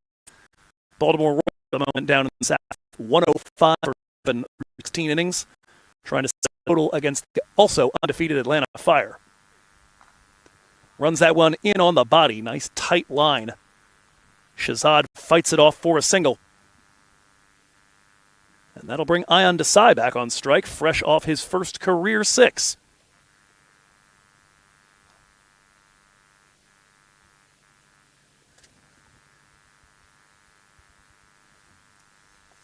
In fact, with that 6, he has tied his career high in minor league. Will be looking to get himself into double figures for the first time as he faces off with his fellow young lefty pacer.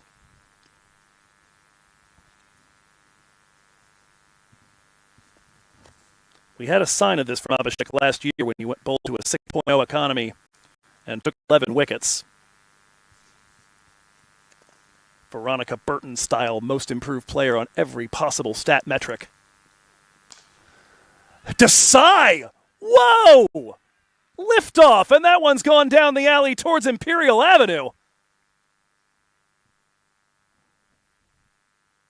Holy heck! Who knew he had that in him? That was hammered. Straight back over the head of Abhishek Paradkar.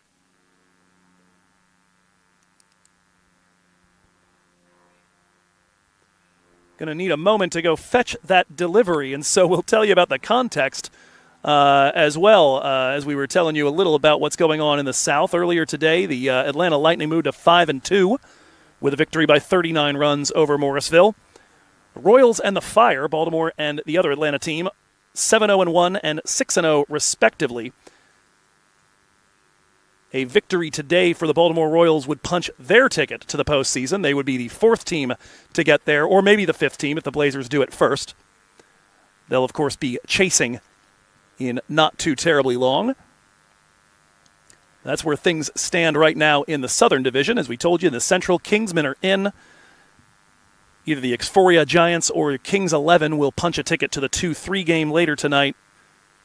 And we'll see if the Tracers or Athletics manage to nudge their way into that game over whoever loses. In the meanwhile here, as we've said, very, very simple. East Bay Blazers win, they're in. They lose, still probably in, but the door does open just a crack for the San Ramon Grizzlies to perhaps pip them if they can really lay the wood against the San Diego Surf Riders tomorrow. Of course, we'll be loading up spreadsheets to tell you exactly what's necessary. Ayan Desai, new career high, 15 off 6, looking for more. And there's the boom, boom, gone, as that one is either chopped on or clean bowled. Abhishek Paradkar now all alone atop the wicket-taker table in minor league cricket, awaiting the pursuit of Sarvjit Ladda. That one through the gate, just a little too quick, a little too full. Perfect Yorker. It's a story as old as time. Hit a couple 6s and then hit the showers. 15 off 7 for Ayan as he departs. 1 ball left here in the 18th, and it's 108 for 8. It looks as though we will see Vatsal Vagela coming out to partner Zia.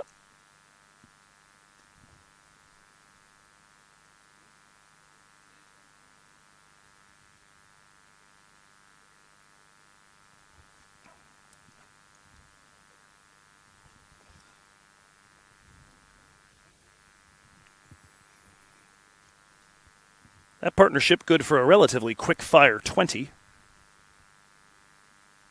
Off 16 balls, it's about as quickly as a partnership has worked so far in this match.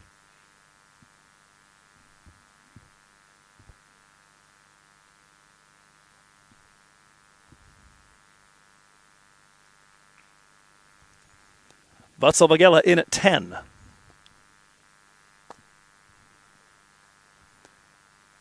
First delivery to Vagela, run to the man at point.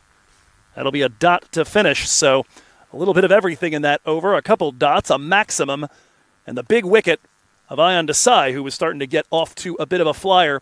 San Ramon, exactly a run a ball again, 108 for 8, 12 balls left. From USA to India, experience journeys like never before. Book your tickets today with fantastic fare. Your ticket to cricket and beyond. Book today and celebrate with fantastic fare.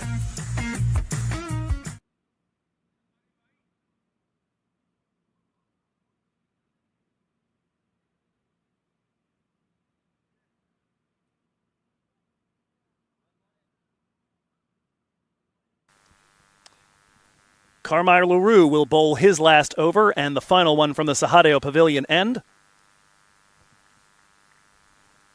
It's been a good outing with the ball here for the East Bay Blazers. They've pretty concretely held this at this run-a-ball mark.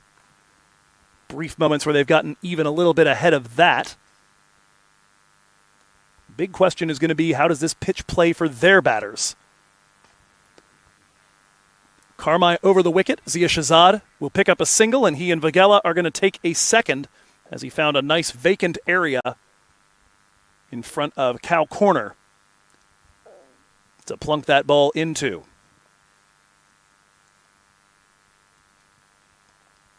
So far, Kakani, your leading scorer on 22. Johnson had a battled for 19. Never the best news when your number 9 batter is your third leading scorer at 15. In fact, even he trails extras. Shahzad looking to make a little bit of a dent in that, but he's got it in the air, and it's taken by Hezbollah Durrani. And that's the end of Zia Shahzad. Carmine LaRue back in the wickets. He'd been held without to this point in the weekend.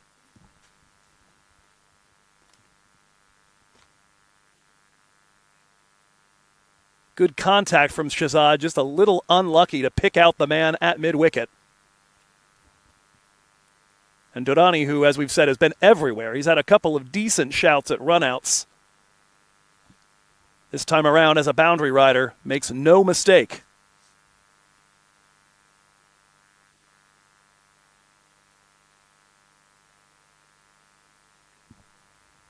And my correction there, that's not LaRue's first wicket of the day. I'm sorry, I wrote it as Carmine elsewhere in here, and so I didn't spot it when I went searching for it. Either way, that is all for Zia, and it's now down to the 10 and the 11. Tajwali comes out. 10 balls left, potentially in the kitty. Shahzad departs for 14 off 22 at 110 for 9.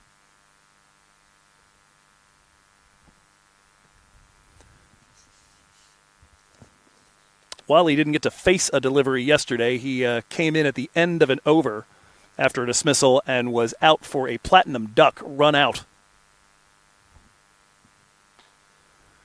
Looking for a bit of what he did in his debut with the bat with San Ramon 3 weeks back. Drops this one in front of the long-on fielder, Angie Pereira, for a single. But Wally, in that debut, certainly made an impression. Came in with 2 balls left in the innings against this East Bay team. Hit a 4 and a 6 off of them. And when San Ramon won by 7, those turned out to be pretty decisive. It's Vagela back on strike. Dragged to basically the same spot, this time though along the ground. Vagela navigates the Nelson, 112 for 9 now with 8 balls remaining.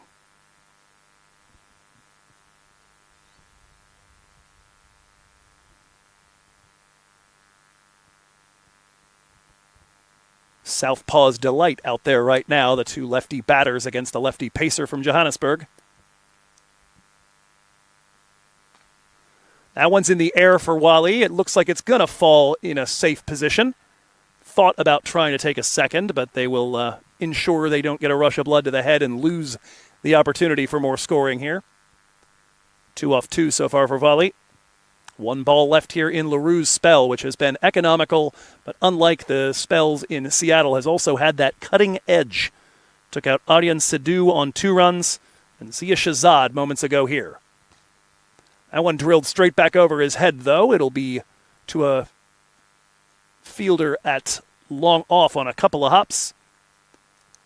And a single to finish, so 6 runs off over number 19. Another wicket down. LaRue finishes with figures of 2 for 15. San Ramon, 6 balls to add to 114 for 9.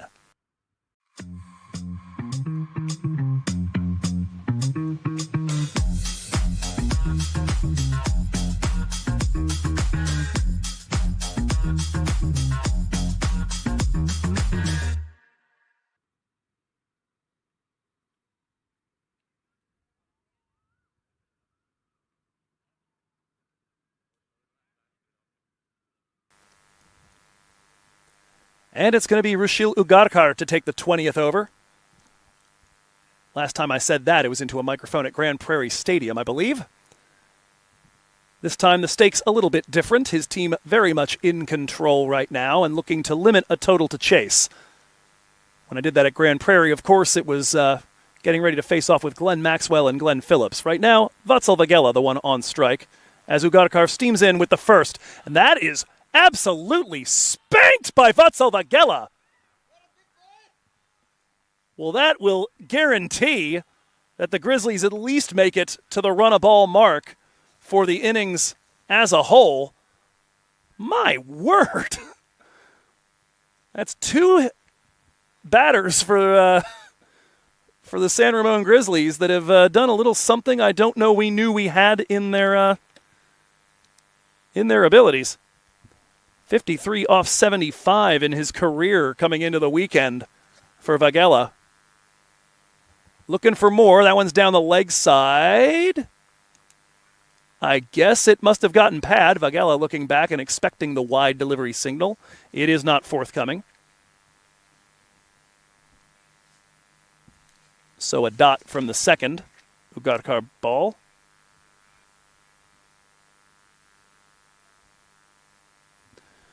For the record, just like with Ayan Desai, that is also Vatsal Vagela's first career MILC 6. Now loops this one into the hands of a leaping Vikash Mohan back behind point.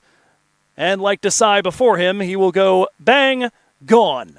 And with that, it is 120 all out. San Ramon Grizzlies end their innings, having exhausted their resources and having certainly applied themselves at times, but struggling to keep batters at the crease after doing well in the power play to conserve those resources. This one a toe end off the edge of the bat. Nice running snag by Vikash Mohan to end the innings. And with that, we will take a look at the batting and bowling cards here. From a tough first innings for the Grizzlies, of course, you never know exactly how this pitch is going to behave for the batters. It is a little bit of a green top.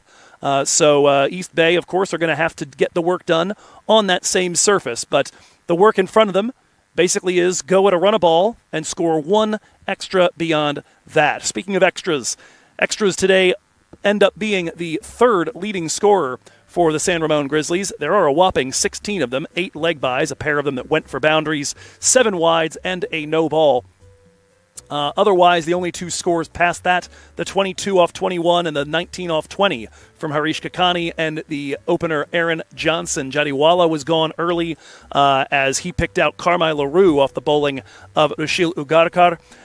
And we saw just a procession of batters. The lone really decent partnership, the 36 between Mohamed Tahir Adil and Aaron Johnson. Otherwise, it was wickets falling at regular intervals over the course of it. A nice cameo there from Ayan Desai, the 15 off 7. We'll see if yet again a bowler's contribution with a couple of boundaries ends up being decisive, but it will take some work for the bowlers of the San Ramon Grizzlies to equal this performance from the Blazers. Your highest economy there, the 7.60. Nothing to sneeze at from Rudashil Ugarkar. And, of course, Ugarkar with a pair of wickets, responsible for taking the first one of Rahul Jariwala and the last one there of Vatsal Vagela. 2 as well for Carmine LaRue. He takes care of Sadhu in the early going and gets rid of the last recognized batter, Zia Shahzad, in the 19th over. Paradkar's 2 wickets take him to the lead in minor league cricket, all on his lonesome. 22 now on the season as he clean bowled Kakani and Ayan Desai after Desai had taken him for a little bit of a ride a ball earlier. Krishnamurti, a lovely spell in the middle as he and Anji Pereira locked down the economy for a few overs and put the pressure on the San Ramon Grizzlies before that finish with a couple of boundaries from their tail enders. Krishnamurti responsible for taking out Akash Sundaresan as well as Aaron Johnson, and Angelo able to get Ruvi,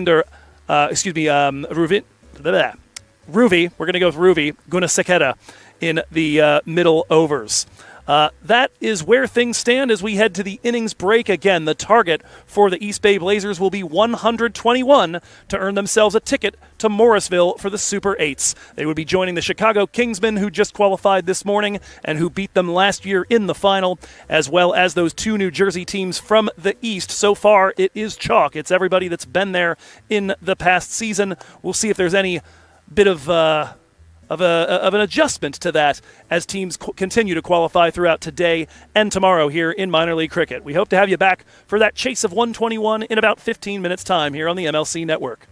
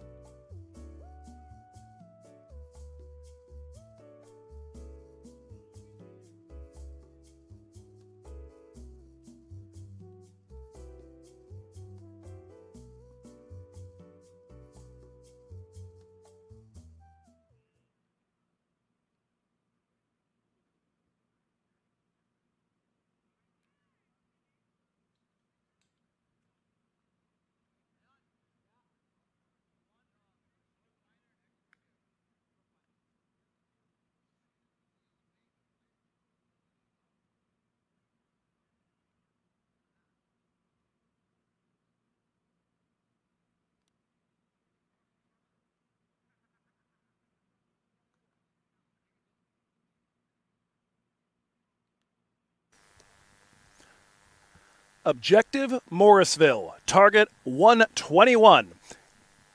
If the East Bay Blazers can reach it in the next 20 overs, they will be on their way to attempt to defend. I should say not to defend, because they didn't win it last year, my mistake.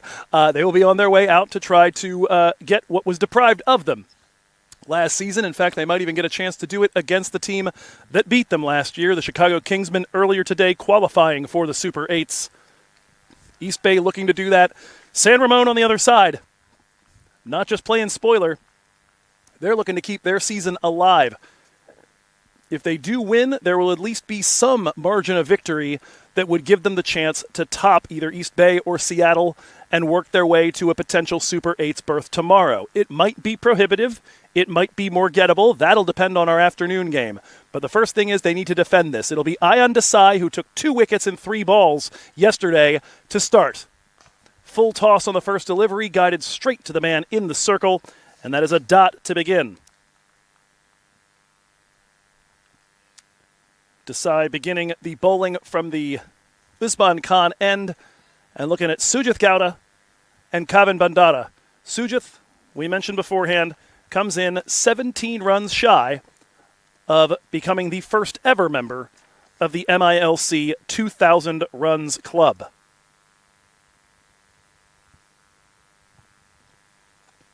That one's gotten pad, might have been 2 sounds though, and no signal given. Desai yesterday took the wicket of Amok Adapalli on the second delivery, and I was even thinking to myself at the time as we take a look at this one, I'm going to have to say it must have been a second sound that saved Gowda on that one. But I even said at the time, well, wait a minute, Desai's usual thing is he takes wickets on his third delivery. Well, he went and did that too. This is his third today. Swing and a miss, and that one is going to kick away from the gloves of Rahul Jariwala, and it will be the first run of the day for the Blazers, coming by virtue of a bye.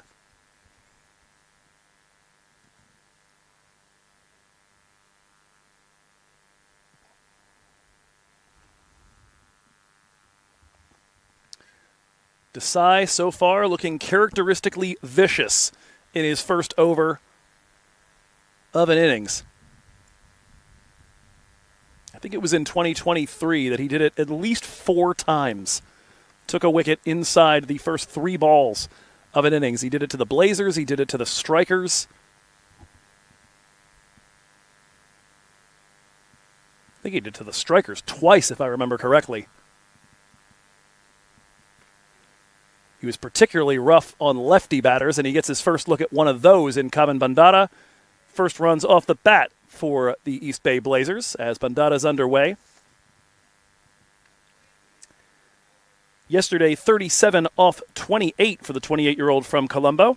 3 4s and 2 6s.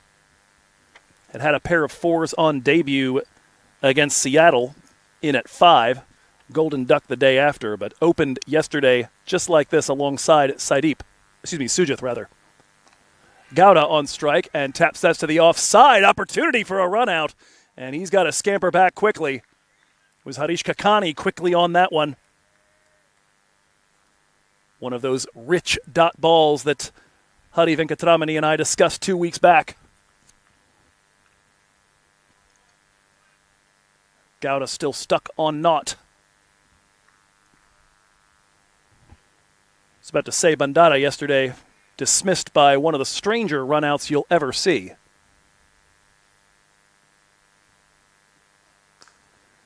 Another one tapped to a fielder on the inside, and it's taken care of by Mohammad Tahir Adil. He took care of 2 of those. Just a single run off the bat and a bye off of Desai's first. Threw one over, East Bay, 2 for no loss.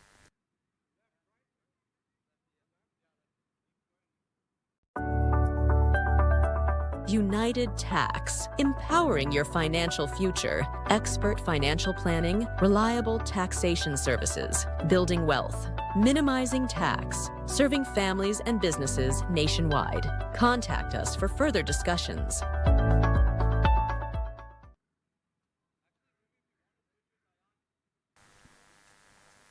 Bandara and Gowda, your opening pair with the bat.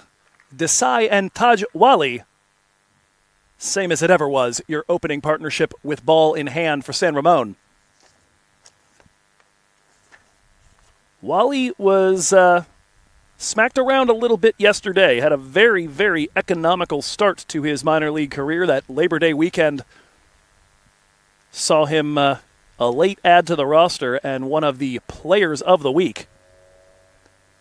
His 13 wickets all came in that opening weekend. Since then, none for 50 in 7 overs against Seattle, none for 28 yesterday in 14 balls, and a bit of a stumble and pulls out of the run-up before delivering that ball. Coming into the week, a 4.73 economy inside the power play, 5.56 overall.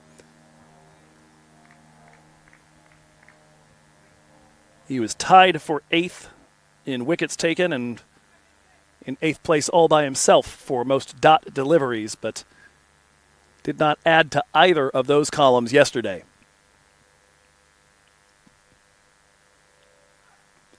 A lot of swing there. That picks up the pad.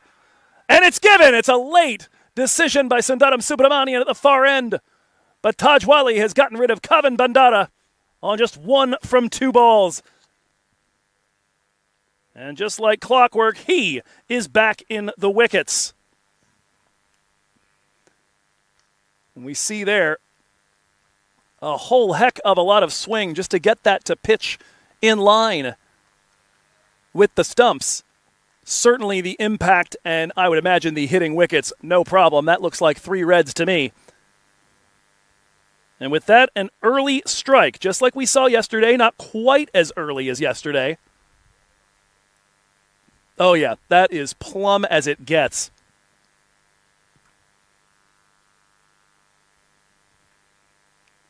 Subramanian did take his time, but eventually put that finger up.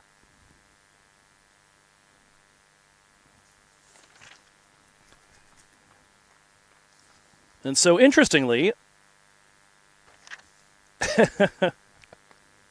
7 balls in, the Worms exactly identical. East Bay, 2 for the loss of 1, just as this team was. In fact, it was Aaron Johnson who had one of the runs when his partner, Rahul Jariwala, went out on the first ball of the second over to Carmine LaRue. So far, San Ramon trying to keep pace. Same thing we saw in the chase last time, except it was a little different. It was second delivery here. First to the man in at 3, the captain Sanjay Krishnamurthy. Smacked away for a single. I was about to say, though, a little different yesterday as the East Bay chase also mirrored the first innings of the team they were facing, except in that case it meant scoring like bonkers and going at 9 to 9.5 runs a ball for the entire first 10 overs. We saw San Ramon get off to a quick start with the ball yesterday. They weren't able to really dig into the rest of the order, though. More swing on offer, and that one is an under edge that could have gone anywhere. That'll get Sanjay off the mark, but not without some fright.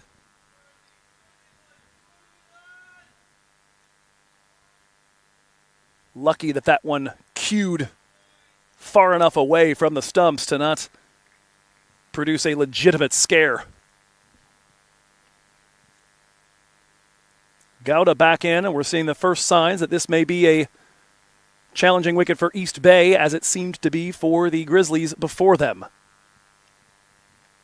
Wali over the wicket to the righty. Little wider line this time. It gets under the dive of one fielder. And a second, for that matter. Zia Shahzad will chase it down. It'll be the first run of the day for Sujith Gowda on the 6th bite at the apple.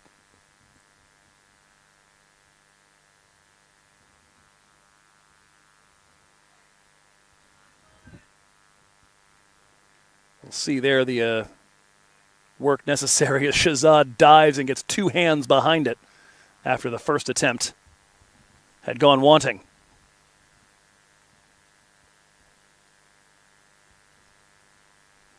Wali getting some decent motion in the air. This one a little shorter. And does not stay inside the wide line, so a freebie here.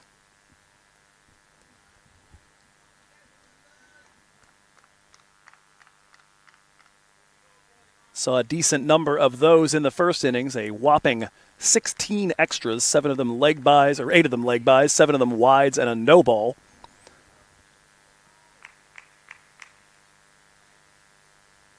During San Ramon's innings, rather.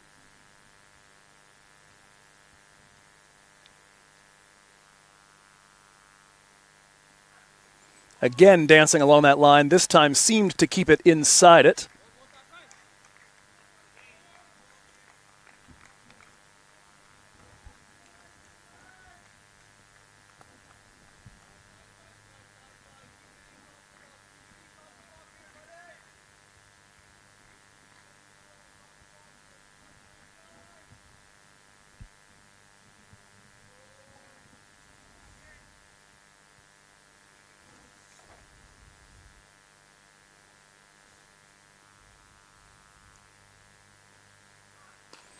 Continuing with that pronounced swing, and another great bit of work by Zia Shahzad in the deep. He will hold that to just a pair off the final ball. As ever, one of the best gun fielders in minor league cricket. He holds that away from being the first boundary of the day. East Bay through 2 overs now as we take another look. 7 for the loss of 1. Gets to that hill, gets a little touch to it. Just enough to kill it off there at the edge of the incline. Good work from Zia. 7 for 1 through 2.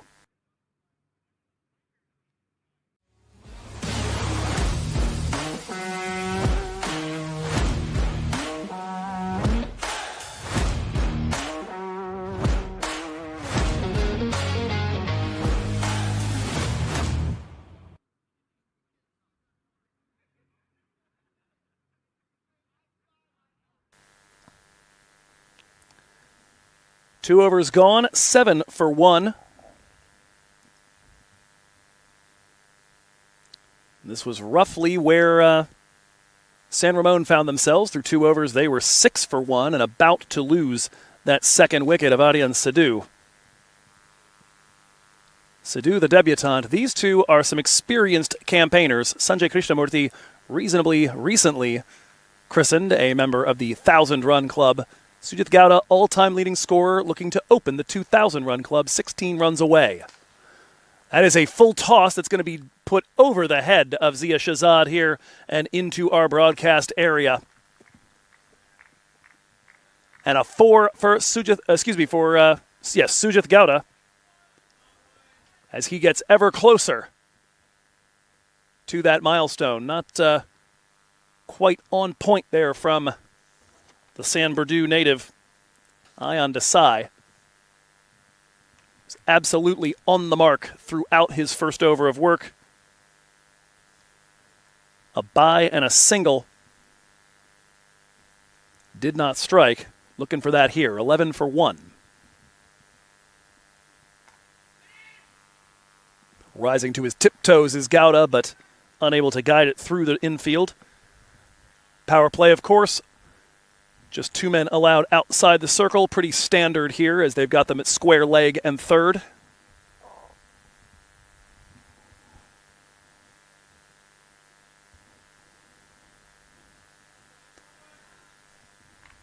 Inside the circle, pretty even field. 4-3 to the offside.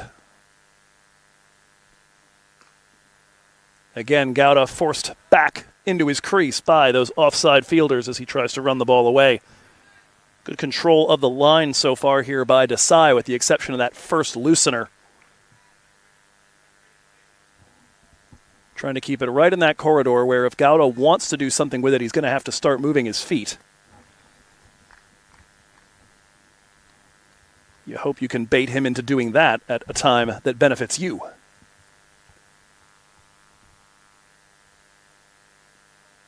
Another full toss, but it's off pace this time, and Gowda cannot gauge the pace of it properly. Swing and a miss and another dot delivery.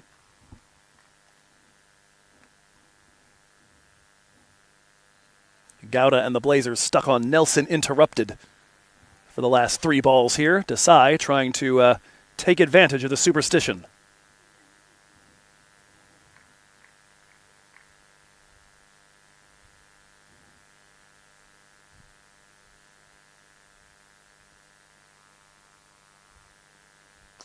That one right back to Desai, and it's off of his left hand. It's a sharp chance, but a chance nonetheless. It will be another dot delivery. He slowed it enough to keep it from making its way past Mohamed Tahir Adil. But that was a chance for that power play wicket he is known for. Threw the shot a hair early and got the entire hand to it. You hope it's okay, given that is his bowling hand he was reaching back with, but no indications, at least visible, that he's in any discomfort. Oh, never mind. There it is. Blows on the hand and shakes it out just a little bit. Final delivery of this over. Started rough. Has been delightful ever since. That one's hit straight to a fielder. It'll be a 4 followed by 5 dot balls. Excellent opening spell here for Ayan Desai. Just 5 runs off his first 2. East Bay 11 for 1.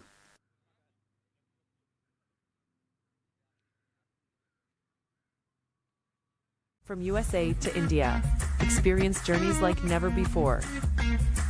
Book your tickets today with Fantastic Fare, your ticket to cricket and beyond. Book today and celebrate with Fantastic Fare.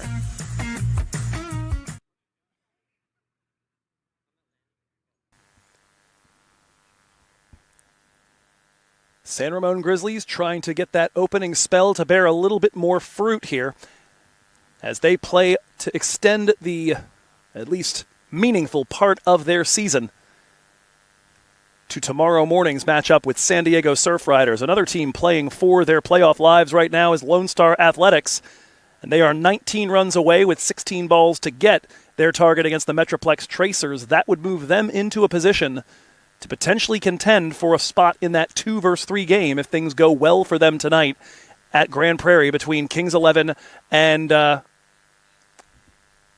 the Dallas Exforia Giants. As the first ball of this over. Tajwali continuing from this end. Is run down to a deep third. Ravindu Gunasekara.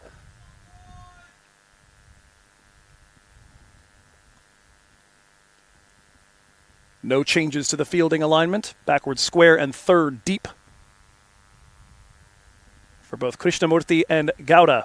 Gowda a dozen runs away from opening the 2000 club.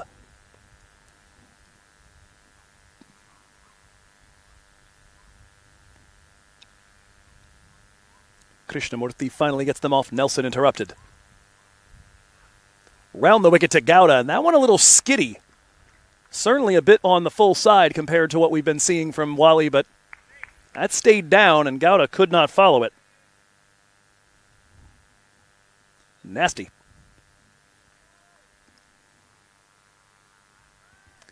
Meanwhile, over in the Southern Division, Baltimore Royals bowled out for the first time all season for 131 all out, 1 ball shy of the full complement. Sunny Patel and Shakib Al Hassan with 3 wickets apiece, moving Sunny into realistic striking distance of Abhishek at the top of the wicket-takers table. That one's in the air from Gowda. That is going to find its way into the East Bay Pavilion. We said he was a dozen short of that 2000 club. There's half a dozen for you right on one swing. First maximum of the innings comes off the bat of Gowda, and he is potentially a strike away.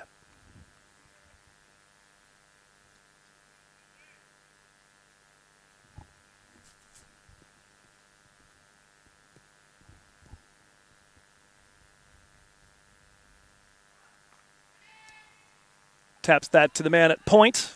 Good alert fielding. Last couple overs, that's what it's been, is pretty much dots and the 2 boundaries. Just 1 single in the midst of it. First 2 overs, dots, singles, and a couple of extras.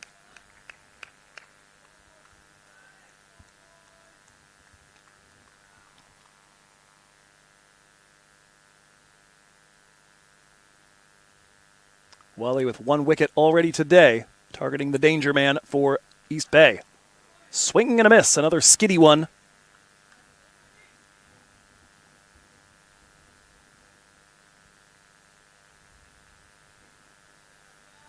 Interesting to see the Blazers elect to bowl first today. Certainly seem to see something in the wicket or the weather conditions to lead them to do that. These two teams together, having won 10 tosses before that, had elected to bowl a total of once, and that was the Grizzlies in Seattle. This is the first time the Blazers have elected to chase. They had lost 3 of the 4 games so far, in which they'd chased 5-0 when batting first. That one worked to the onside. Krishnamurthy thought about trying to take the single alongside Gowda, but he's turned back, and my apologies, I missed the wide earlier, so another run onto the East Bay total and another ball left in this over.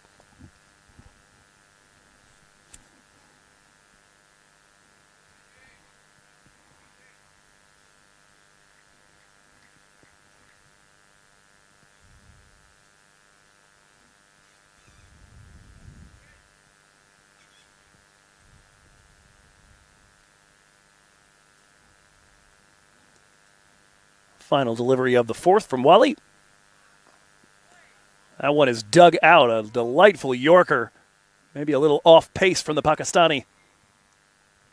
And that will be the over. A dot to finish. Single wide and a 6-8 from it. East Bay 19 for 1 through 4.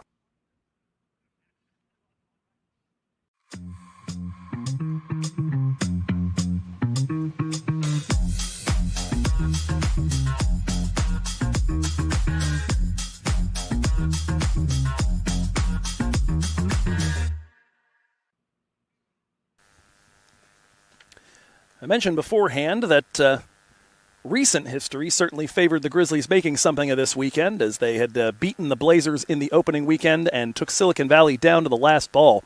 If you do look at their total history, though, in minor league, Grizzlies have had a really hard time against their Bay Area brethren. Against East Bay, they won their first 2 games against this squad back in 2021.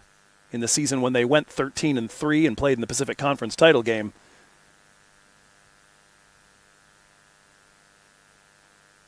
Desai continues, and his first one gets through the captain, Sanjay Krishnamurthy. But since then, they had not beaten the Blazers again until that opening weekend victory. They're now 3-6 in the all-time series. And as for the Strikers, for all the tight finishes they've had, this side has never beaten Silicon Valley. It's the only club that beat them in that first season, including in the Pacific Conference title game. They fall to 0-12 against the Strikers.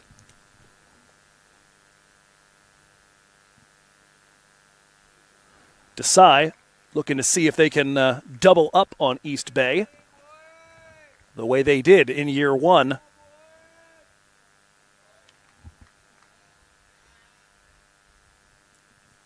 Continuing to challenge the bats. Pair of dots to start. So far, just 2 scoring shots off Desai. A single in the first over and a 4 on the first ball he bowled to the second. Otherwise, 1 by and a whole bunch of dots. That one's in the air, and it is going to pick out an area with no fielders, and so the pressure release coming from Sanjay Krishnamurthy against Desai.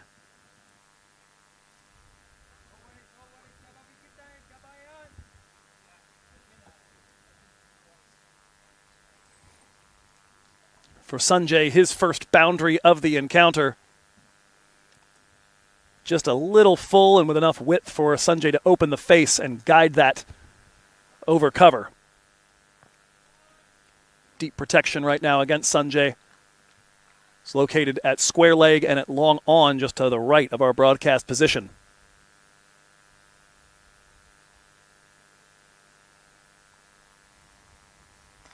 Another one in that direction, and a leaping grab from Aaron Johnson. Like picking a mango off a tree. Krishnamurthy trying to duplicate the shot from earlier. Looks like that one just a bit shorter. Quite a bit shorter, actually. Tries to hit it on the up and leaves that at a height where the big man from Jamaica can get up and snag it. Second wicket down. Ayan Desai gets his wicket inside the power play and has all that pressure he's been putting on finally pay off in his column. And with that, East Bay now 23 for 2 and the captain in the shed.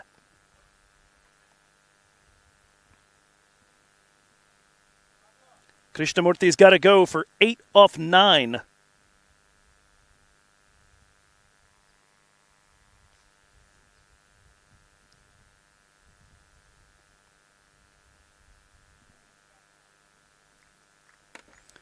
As we take another look at that short ball,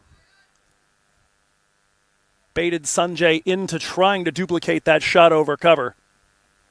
And just have a look at the hops from Aaron Johnson on that one. My goodness. That is some decent boing. 2 balls left in the over. The new man at the crease will be Saideep Ganesh, because it just never seems to get easier against this lineup, does it?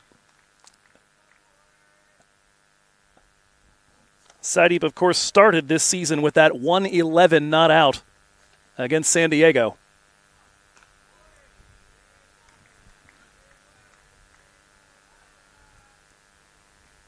East Bay wicketkeeper, though, has been held a little more in check since then.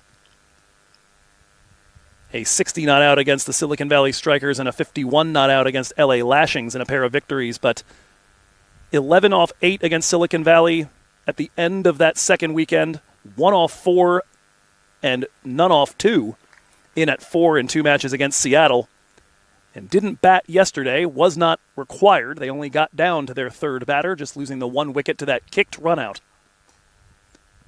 First action of the weekend and first run of the weekend for Saideep Ganesh, as he runs that one to mid-wicket. And that'll end the 5th over. 5 from it and another big wicket down. Sanjay Krishnamurti goes for 8. Ayan Desai striking 2 for 24 through 5.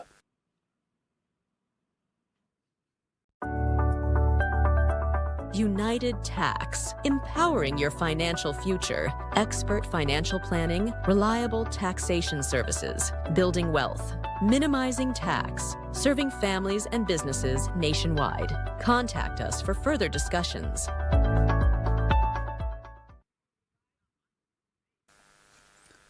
Things are getting very interesting in the Central Division right now. We told you before, LSA looked like they were almost to the point of it being a canter to the finish. They have now lost 4 wickets in the span of the last 2 overs, 3 of them to Nastush Kenjige as he took out Kamran Sheikh, Sushant Madani, and Sidesh Patare. And they now need 9 off the final over to knock off the Metroplex Tracers. If they don't, that will be the end of their competitive season, and Metroplex will be in with a chance to make their way to the 2 versus 3 game, depending on the result of DXG versus Kings 11 later on tonight.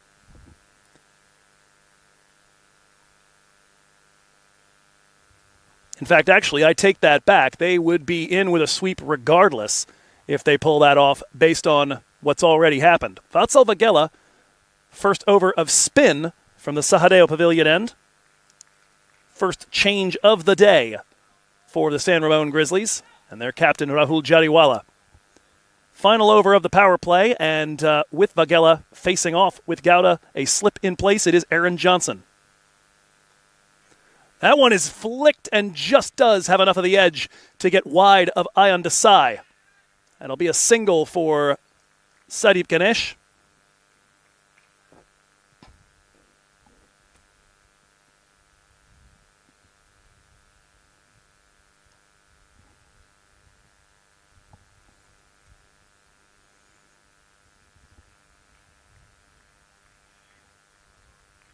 Two for him, Gowda. As we mentioned last time, he faced up a delivery, 1 strike potentially away from opening the 2,000-run club.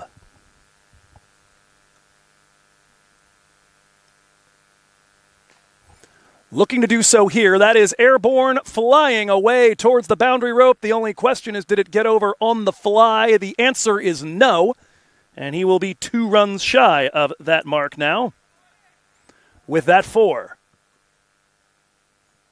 How often in a run-a-ball chase do you sound disappointed with a 4? But we thought he was about to bring it up in style on this slightly over-pitched delivery from Vatsal Vagela. Good work to get down in the sweep and get to the pitch of it. Slip still in place here for Vatsal. Deep protection at mid-wicket and long off. That one straight back over his head, targeting the sight screen. He will bring it up in style. That is a 6 off the bat of Sujith Gowda, and he becomes the first ever player in minor league cricket, to make it to 2,000 career runs.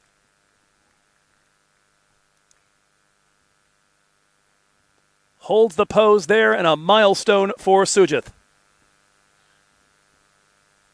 And certainly a characteristic Gowda delivery to bring up the milestone. Still waiting for it to populate on the scorecard, as it's currently showing him with 1994 for reasons I don't quite understand.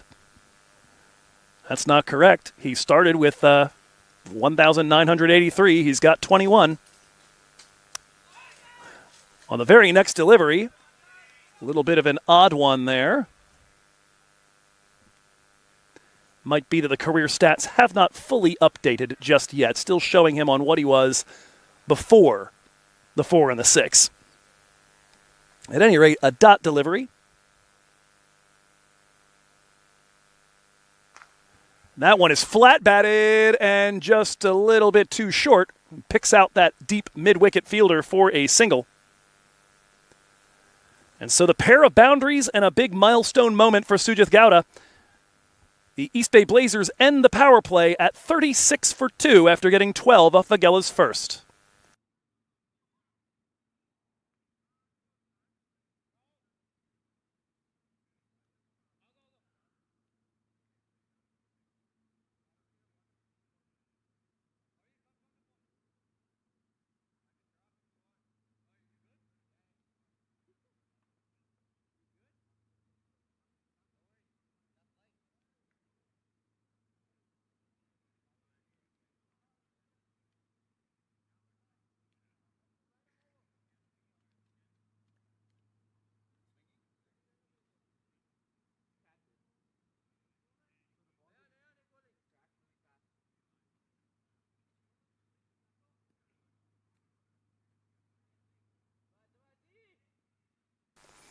A look at those worms, presently snuggling. Don't believe the downturn for the 7th over. That's just because a ball hasn't been bowled in it yet. But you saw the acknowledgement of the pavilions and his teammates, and for that matter, of his opponents. Sujith Gowda, the big milestone. He remains on strike as Zia Shahzad will bowl from the Usman Khan end, and this will be his first over of the weekend. First delivery is a nice one. Held out of the attack yesterday with a very lefty-heavy lineup for the Silicon Valley Strikers. On the season, 5 wickets at 20.8 runs per and an economy of 6.37. This ball rolled to the vacant mid-wicket area, as of course much larger spaces available.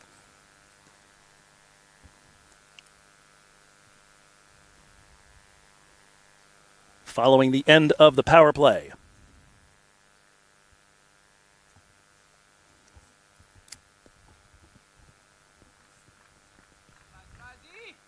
By the way, if you feel the need to take a look at Metroplex Lone Star, I don't blame you. 5 needed off the final ball over there.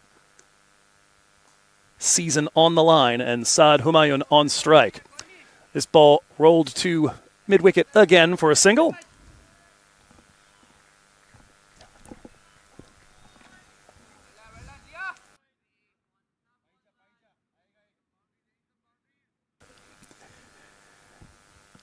Two off the first 3 against Shahzad. Gowda back on strike. Runs this one uppish, but on a hop to Aaron Johnson, who's already snagged a screamer to dismiss Sanjay earlier.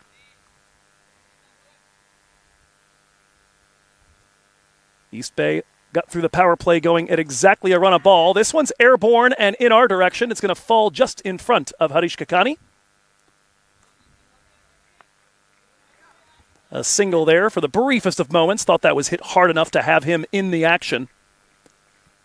Had a deep long on. Long on, long off, sweeper cover, mid-wicket, and backwards square. Your deep men right now all pretty much in front besides that last one. Ball rolled over to Aaron Johnson in the covers. That'll be a single to finish off the over. 4 of those off Shahzad in the 7th. East Bay 40 for 2.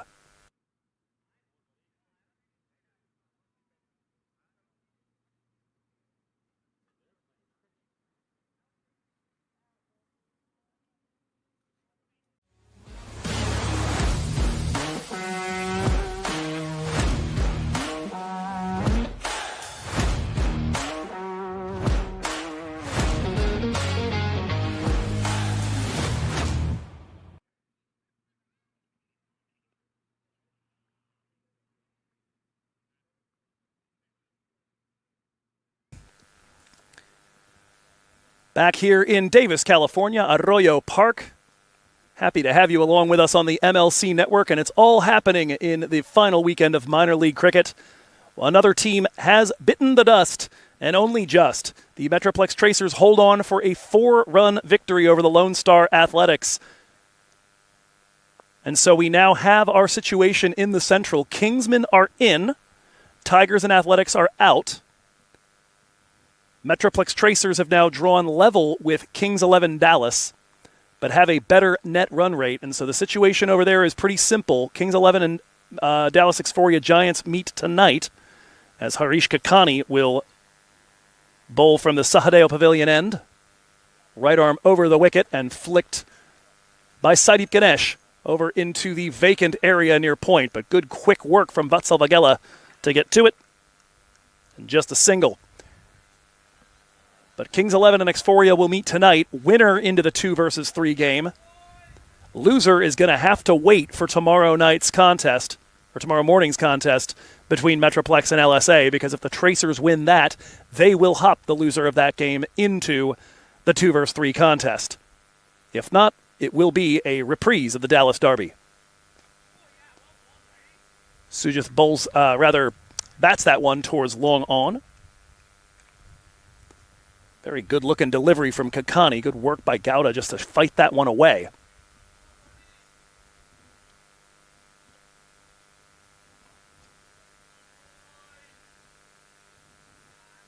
Over in the south, very similar-looking run total to what we have going on here, as Atlanta Fire are going at exactly a run a ball, 38 for 2 through 6.2 overs, in their pursuit of a target of 132 to try to stay undefeated against the similarly undefeated Baltimore Royals. That takes a nick from Kakani. Ganesh leaves the bat flying out there, and Rahul Jadiwala will squeeze. 3rd wicket down, just a few balls outside the power play here, and East Bay in a little spot of bother now.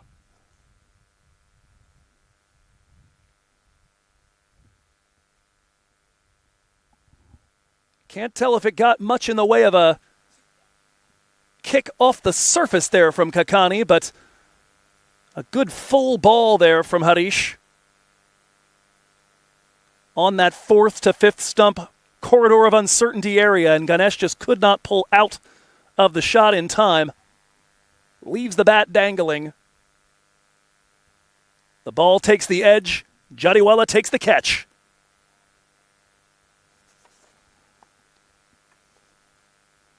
Add one more to Rahul Jadiwala's all-time lead in total dismissals here in minor league cricket.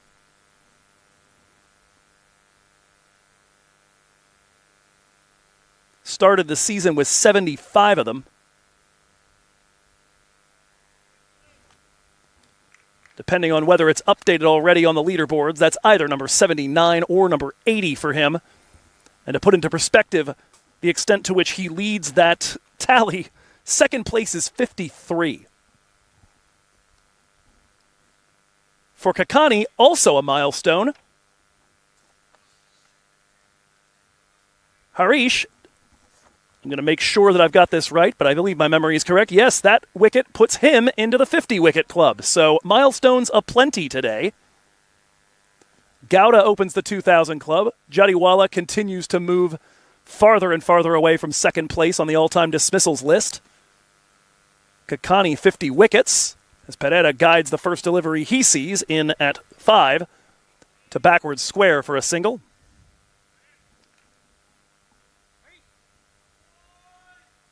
And on top of that, Abhishek Paradkar seizing control of the minor league wicket takers board for this season.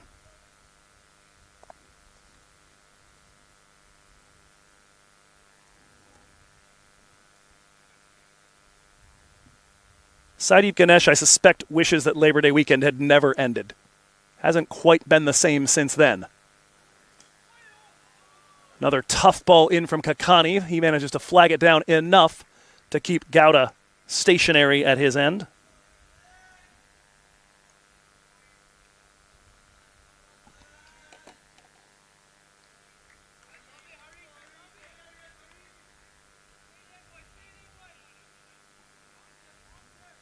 One ball left in this 8th over, and San Ramon looking to string this out as best they can.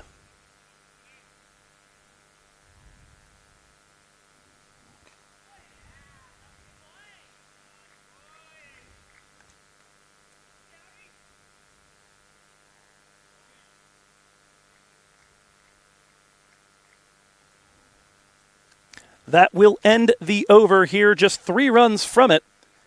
And that big wicket here as we take a look at the career stats. Wicket number 50 against 601 runs for Harish Kakani. East Bay Blazers 43 for the loss of 3.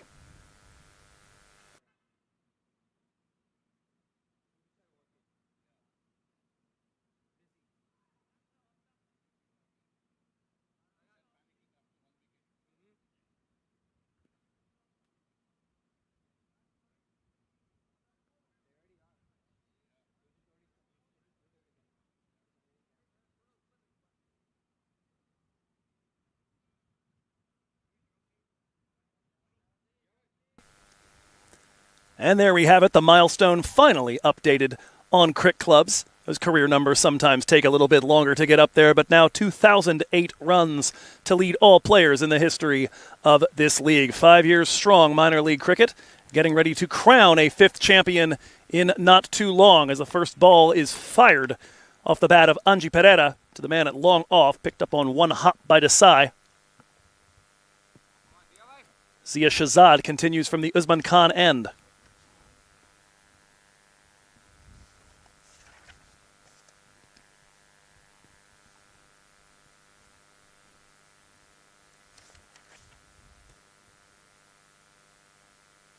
Flighted ball is cranked over the top of cow corner.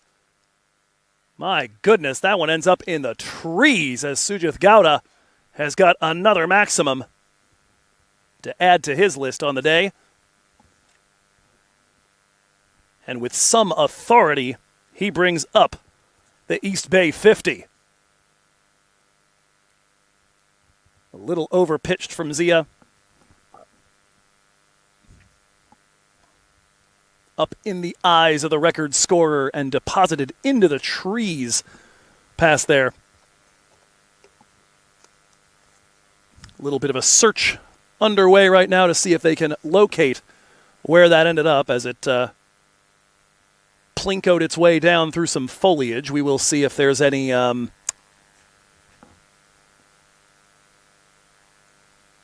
water on it by the time they retrieve it, or if it's time for the box of balls in a moment. But the 50 up here.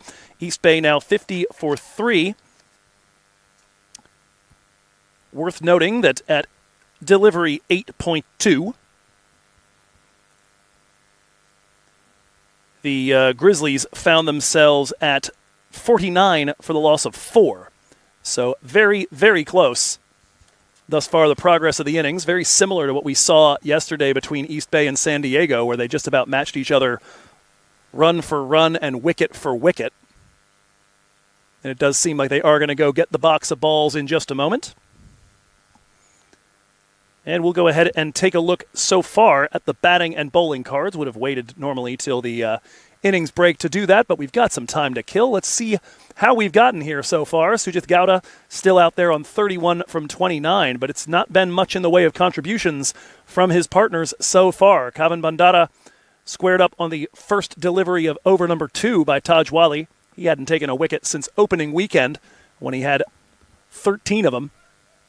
And then it was Ayan Desai striking to remove the captain on a lovely leaping grab from Aaron Johnson right after Sanjay had taken Ayan over extra cover. Managed to get that one to stay low enough to be snagged by the big Canadian legend. And then it was Saideep Ganesh, dismissed by Harish Kakani moments ago, increasing Rahul Jariwala's record for MILC dismissals and putting Kakani into the 50-wicket club. Of course, all that alongside Sujith Gowda opening the 2,000-run club. Looking over at the bowling card so far for the San Ramon Grizzlies, Desai, 3 economical overs inside the power play, takes the 1 wicket in that 3rd over of work. Wali 1 for 13 off his 2. He did go for a 6 at one point, but that accounting for nearly half the runs he's conceded, just that 1 shot. Vaghela a bit expensive. He concedes a 6 and a 4, including the record shot that put Gowda past 2,000 in his 1 over of work. Zia was going at a pretty comfortable rate until that ball was lost into the trees just a moment ago by Gowda. Kakani, the 1 wicket for 3 runs, and you see the lack of a partnership so far. Partnership for 2, 1 for 21, 1 for 19, and this one so far for 8, 6 of them sitting in the foliage right about now. But again, that worm thus far, absolutely snuggly to this point. East Bay just a little behind the pace going into this over. And it appears at long last the ball has been located. Now we'll see if it's in any sort of condition to continue to be used. Thrown over to Sunil Singh right now to inspect. I assume as long as the seam isn't broken and there's no branches sticking out of it, we're probably okay. And maybe a quick word to Sujith Gowda. Do us a favor and please don't lose one there again. Comeback delivery after a rather significant delay to come here from Zia Shahzad. Gowda into the 30s. And past the run-a-ball mark. He brings East Bay to the run-a-ball mark. 50 off 50 so far. This one slapped through a gap on the offside infield, but straight to the man in the deep.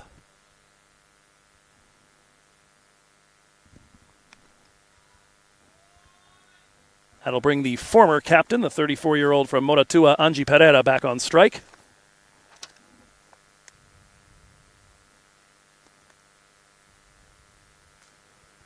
Almost the exact same spot, but a little bit further back, and that's going to mean too far of a run for Mohammad Tahir Adil. That'll get over for a second boundary in the over.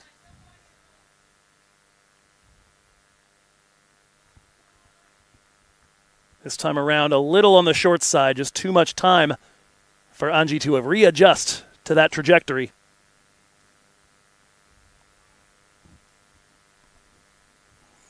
Just 4 from Shahzad's first. He's given up 12 so far in 4 deliveries. That'll be 13 and 5 at least. Oh, a terrible hop. Comes up and bites the fielder in the deep, Aryan Sidhu. That'll be worth 1 extra run, but he does manage to keep himself in front of it and avoid the 4.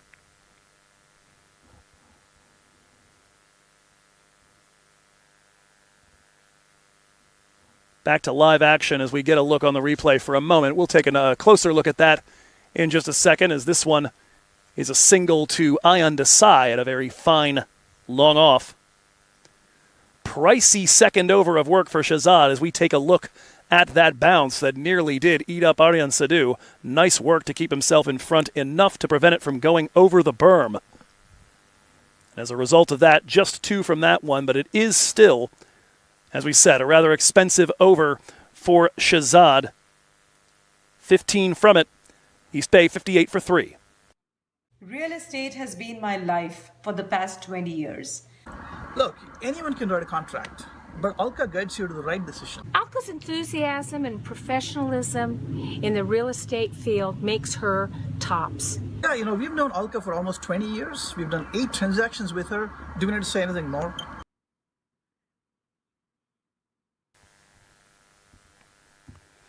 Harish Kakani continues. Opportunity for a run out for Jadiwala. Likely would have been late as Pereira scampered forward in search of the quick single. Turns tail and heads back. As a reminder, at the halfway point, Grizzlies found themselves at 59 for 4. East Bay right now with one less run, but also one less wicket down with 5 balls remaining to that drinks break. This one slapped in the direction of Johnson. He's quickly to it. Another dot delivery and some quick thinking and quick feet from the fielders in red as San Ramon looked to string this out as long as possible. Put doubt into the minds of the Blazers and see if they can get one over again on their Bay Area brethren. 7 runs was the margin of victory. We had a couple of late sixes from bowlers. Again for the Grizzlies. Could they be the difference? That one may have taken an edge. Jadiwala did not take the catch, and Pereira's going to run it. We'll see if that indeed got any bat in a moment from the umpire signal. We have not yet seen a signal of a bye, so that is a run off the bat, which means that was a chance. Jadiwala unable to handle. We'll get a look here better than I had from my angle. Goodness gracious, that might have gotten the underside of the glove. That was a tough one, just almost unsighted until the very last moment for Jadiwala. Ball had a lot of skid to it. Took the underside, it looked like, of Pereira's glove, but it did carry. Would have been a wicket. Instead, run number 59. Another one to Johnson on the inner circle. Another dot from Harish Kakani.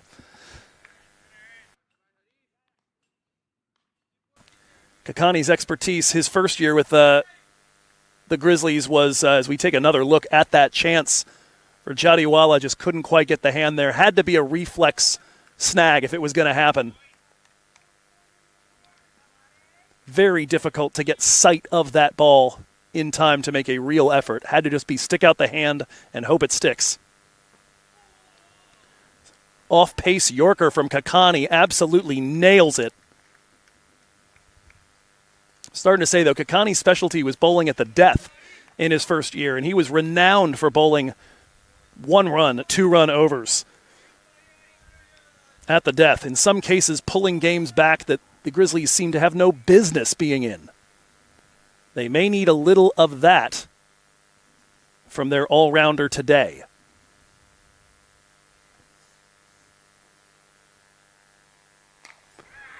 That is launched in the direction of mid-wicket and just a bit too long. The call came catch off the bat, but it's going to muss up the figures from that over. Just 4 runs off of Kakani's first 11 balls, but 6 off that one as it's just wide of Vatsal Vagela on the last ball before drinks.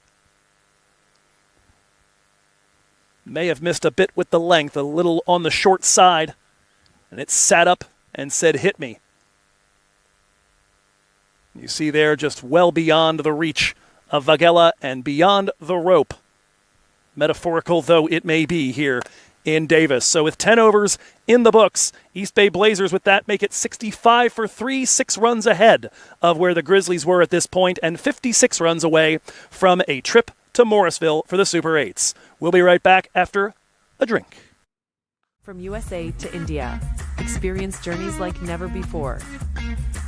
Book your tickets today with fantastic fare.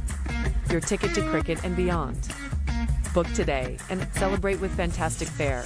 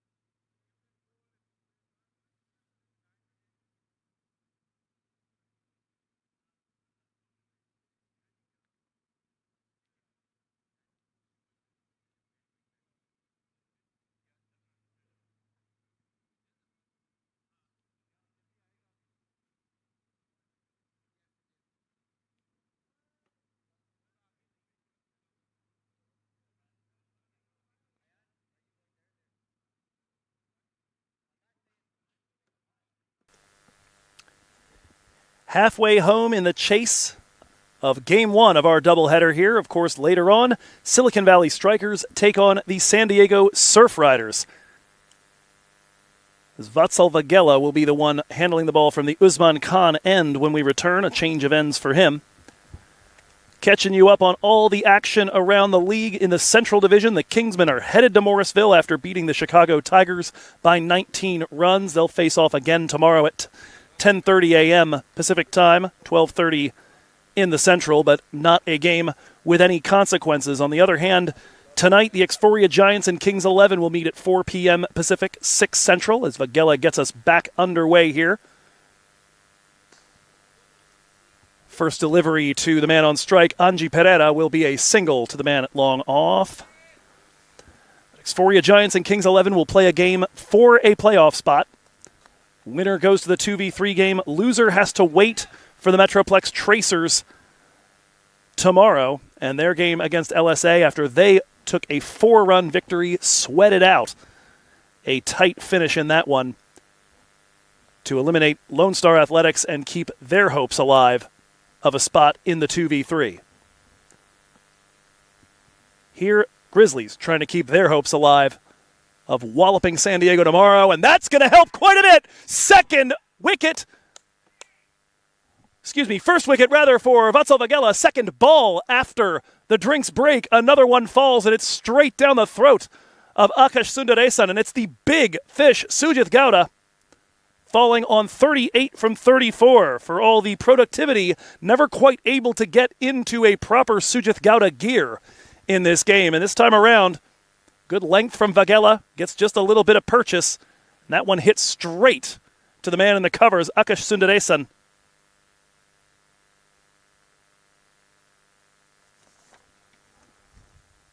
For Vatsal, that is his 4th wicket of the season. He's been going at about 7 runs per over, but hasn't been striking at quite his usual frequency. No doubt this team could use a big innings from him, and just as we saw in the first innings, a wicket falling right after drinks. And that one certainly changed the complexion of things, as it was the 5th wicket down for the San Ramon Grizzlies. We get one more look at this one from Vagela. A little bit of flight. That's actually a rather full delivery. I don't think he got any purchase off of that one. That is just Gowda not quite timing it and having the bad luck to pick out the fielder, even with something that was reasonably a bullet. So 66 for 4. Sujith back to the shed on this second ball past the drinks break. Vagela will continue, and it'll be Abhishek Paradkar out now to partner Angie Pereira. AP from both sides. We'll see if they're advanced students. First delivery down the leg side, and Paradkar will pull that one away, and that's going to be a 4 off the first ball he sees as he drags it backwards of square leg.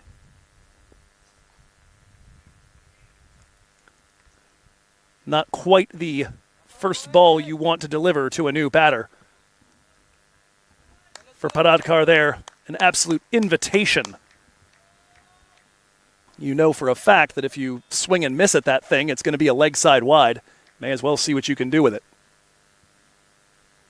As long as you don't pop it up to somebody, you're in good shape.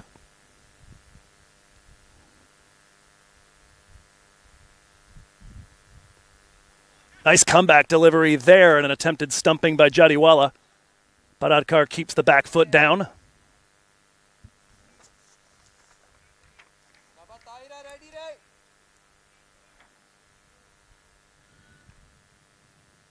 Abhishek with 131 runs this season coming into play, 121 strike rate and an average just under 19.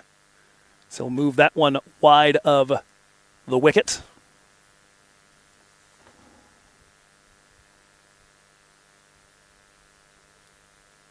Coming into the season, had 78 career runs in MILC and then put up 47 in the opener, that partnership with Ganesh, in a game that San Diego looked like they were going to really have a decent shot in through 7 overs. Heck of a lot of turn on offer on that ball from Vagela, and that'll be the last of the over. It goes for 6, and the prized wicket of Sujith Gowda, the milestone man, back in the shed. It's now Pereira and Paradkar to try and haul East Bay towards their total. 50 away from it, 71 for 4.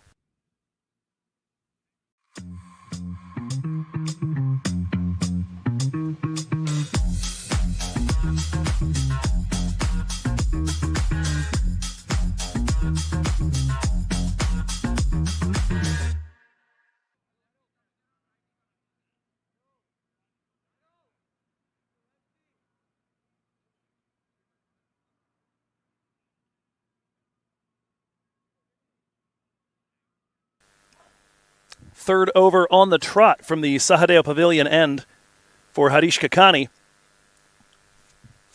First over there took his 50th career MILC wicket, gave up just 3 runs. Was going through a very, very tidy 10th over. Just a single sandwiched by 2 dots on either side before the big 6 right before the drinks break. First delivery to Paradkar, who remains on strike after the single.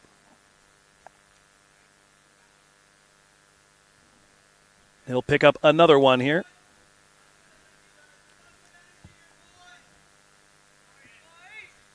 As ever, the chatter coming from Rahul Jariwala, now captain and wicketkeeper.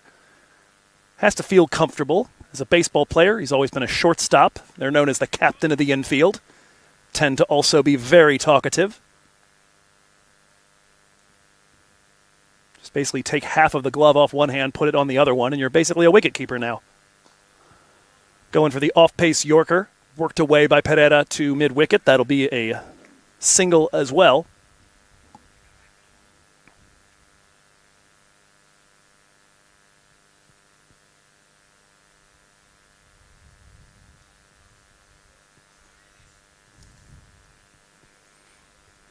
Of course, Paradkar right on strike right now in the midst of all the damage he did for East Bay in Seattle. Managed to put himself into the 50-wicket club then, away from home.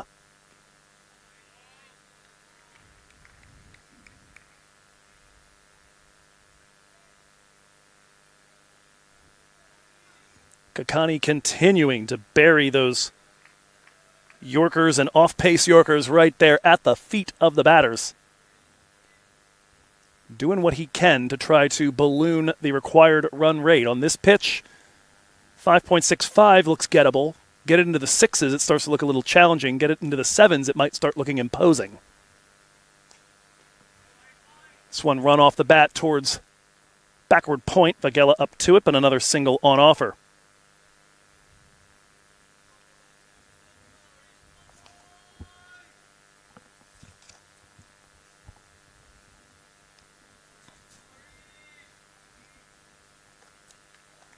As we've been telling you, Blazers win this game. They're headed to Morrisville. Grizzlies win it. They're going to be very interested watchers of the Strikers Surf Riders game later today, as it will decide who they are in pursuit of to try to claim the 2nd spot in Morrisville. This one worked away, and there's a runner way down the pitch. The throw is to Kakani's end to try and find Paradkar, who puts his hand up and says, "My bad." Good alert fielding. Weren't able to get the ball down to Kakani quite in time. Paradkar realized his mistake fast enough. Just 3 singles off it so far, though. A over looking an awful lot like Kakani's first. The only thing missing would be the wicket.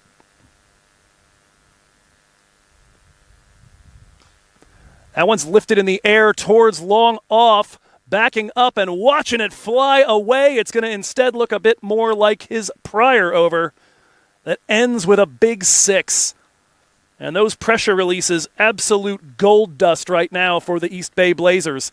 They've been getting dotted up. They've lost a few wickets.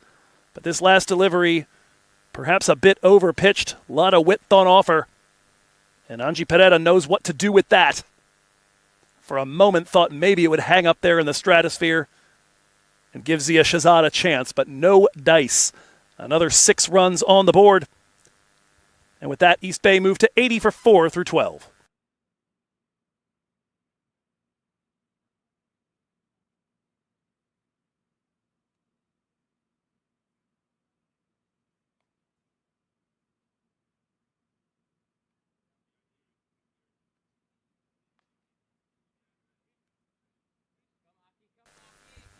Continuing to monitor the playoff picture throughout MILC over in the South. Baltimore Royals trying to protect a 131 all-out first innings. They've got Atlanta Fire at 76 for 2 with 8 overs left to compile 56 runs. Fire find themselves right now 5 runs ahead of the DLS par score and in reasonably good shape. Akash Sundaresan on for his first over, and a nice diving play on the infield will give him a dot off his first ball from the Usman Khan end. 41 required now off of just under 8 overs. Asking rate sitting just a little north of 5s. Paradkar in his Washington Freedom lid. That one pops up. Is it a chance off the glove? Waiting for the signal from Mr. Singh. Nothing coming. Must have gotten body, if anything. Heck of a lot of turn on offer, though, for the young offie. Maybe after this delivery, see if we've got a replay of that. That one again finding a little bit of turn, and it's into the gloves of Rahul Jariwala.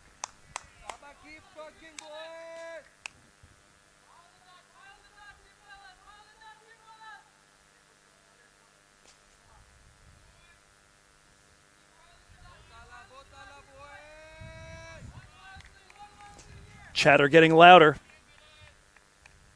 Ayan Desai and Zia Shahzad joining in it now. It's not just Rahul for sure.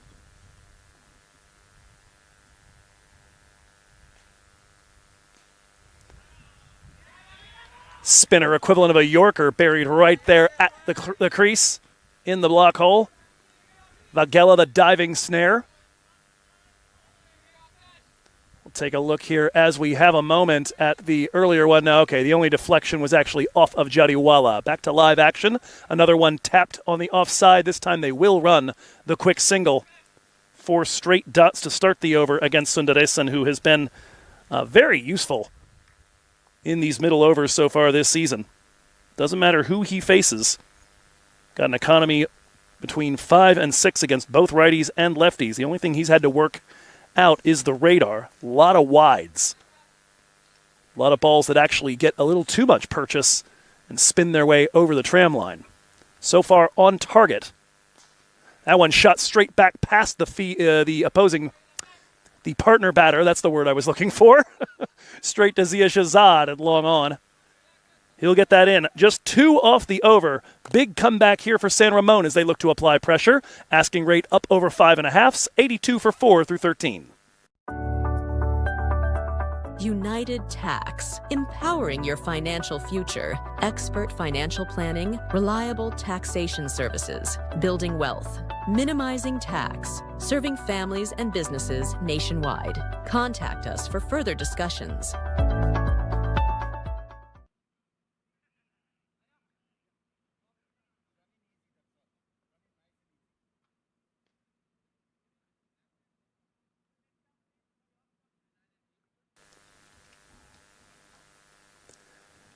Starting to get down to the nitty-gritty here. 39 runs required off 42 balls for the East Bay Blazers to punch a ticket to Morrisville.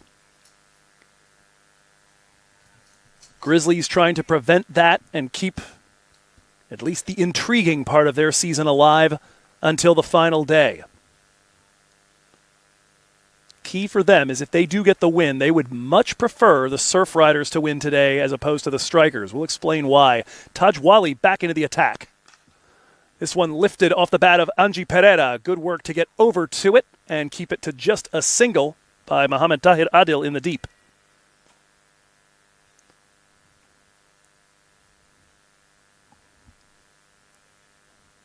Well, oh, we've got a no ball there on that first delivery as well. Must have been an overstep. Tajwali not happy about it. And it's going to be an extra delivery, an extra run, and a free hit.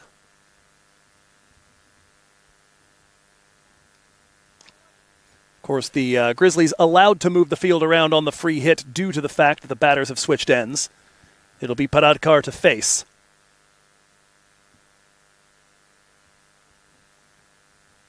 Free runs, not something that the Grizzlies can really afford to be giving away at this point.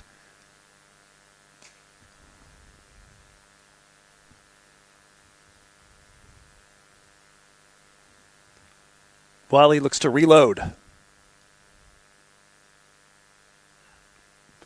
That one definitely gets pad, likely going down leg, however, and so the free hit passes with just a leg by.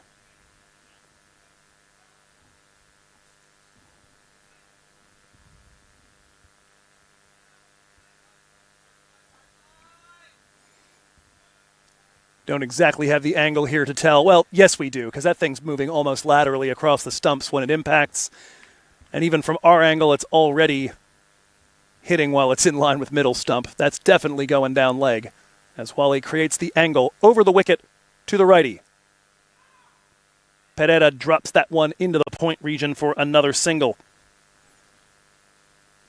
And at this point, this is the name of the game for East Bay. They don't really need much more in the way of boundaries. They just need to not get stuck on their own crease for long periods of time, as they did at times against Kakani, especially against Akash Sundaresan in that last over.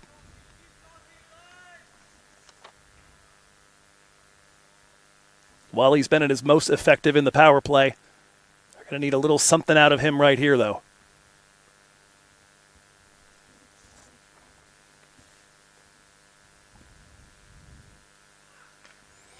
Paradkar works that to the offside. Another dot.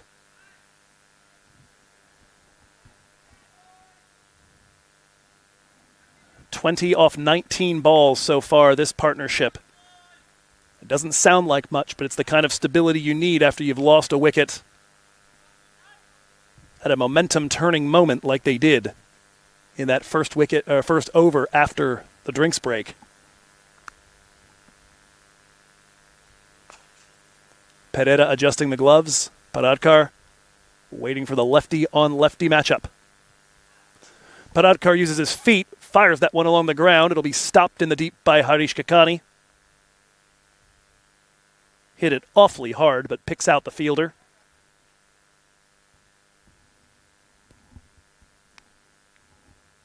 So far, even with the no ball, just 5 runs off the over for charge to Wally.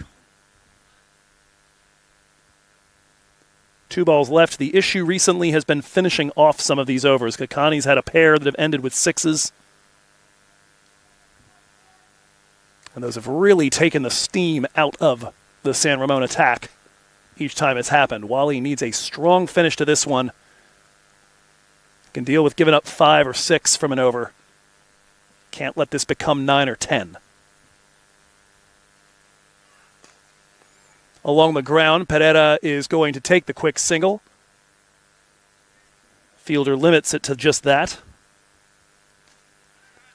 Zia Shazad quickly in, and Paradkar will face the last of this over.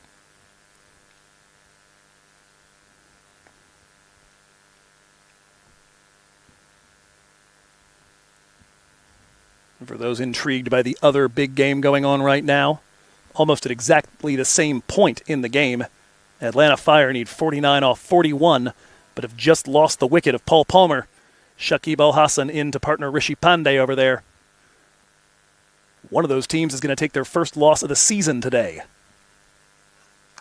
Paradkar looking for the strong finish to the over, and again an over that ends after some decent economy with a big blow on the final ball, and Abhishek Paradkar wrecks that one in the direction of the creek. Short pitched and lifted by the young burgeoning all-rounder and leading wicket taker in minor league cricket, Abhishek Paradkar. That a blow they could not afford. East Bay now 94 for 4, 27 required off the last 36.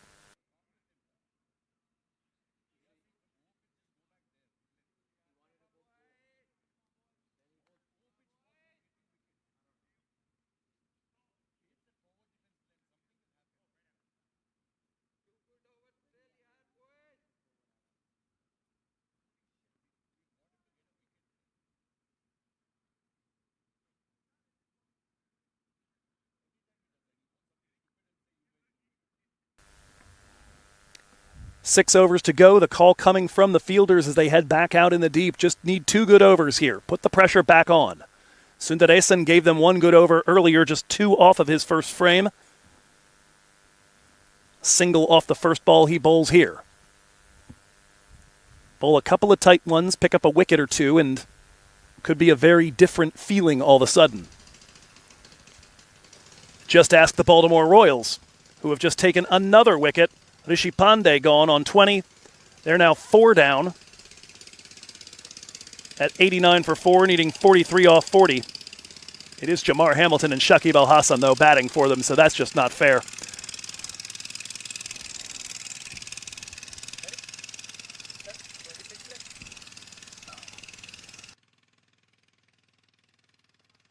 .25 required off of 34 balls at this point here, as Sundaresan gives up a single off the second.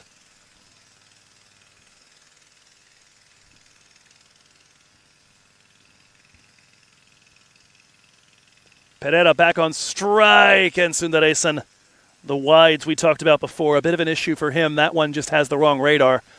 Had a few against lefties that just spun their way outside the tram lines. That one could have used some of that turn. This one's popped up in the air, but it looks like it's got the distance over the top of Aryan Sadhu.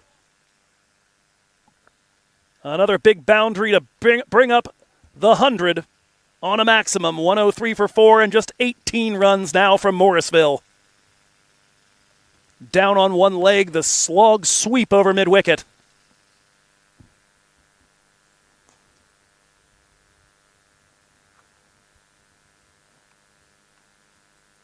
And as the Blazers did yesterday, they matched the pace throughout the first half of the innings that their opponents put up, as this one's worked to Ayan Desai at long off. But they managed to maintain basically the same pace. They have a little bit of a lull just after the drinks break. Like their opponents, the Grizzlies lost a wicket straight away after that break. But again, like yesterday, they weathered the brief lull, got themselves back in there and confident, took advantage of what their bowlers did in the back half, and are now expressing themselves again with the bat, and they seem on the verge now as that one does dance its way past the outside edge of Pradkar. A dot delivery, but now just 17 required off the final 31 balls. That one worked off the outer edge by Pradkar. It'll be a dot to finish, but damage already done. 10 runs from it. And with that, East Bay Blazers 104 for 4, needing 17 off the final 30 to win.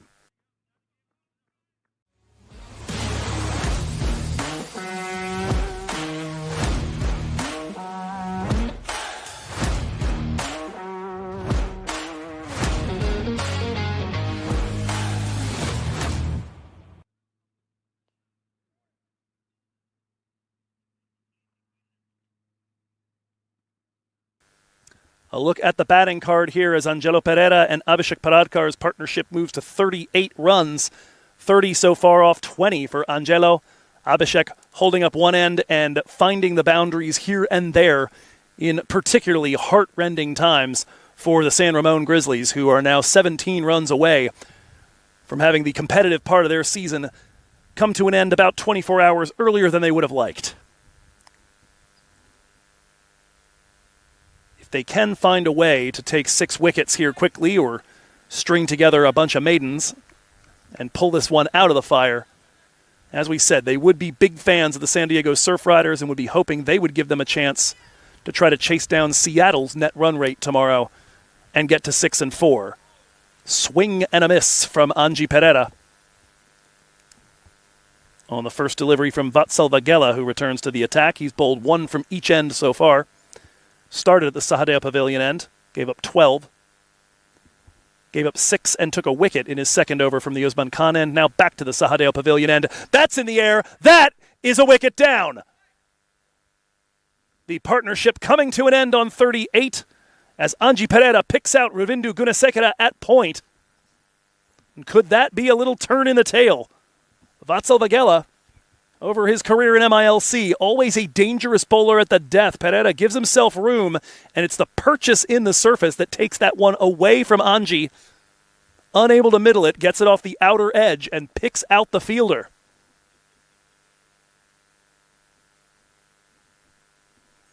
So a dot and a wicket to start, that is precisely the sort of thing that can begin to move this thing around a little. Pereira departs with 30 off the 22 he faced. That's now 104 for 5. The asking rate still not a problem. And of course, the challenge of dealing with the East Bay Blazers is how deep they bat. Case in point, in at 7, I'm assuming, because I haven't seen his number just yet, but I believe Vikash Mohan.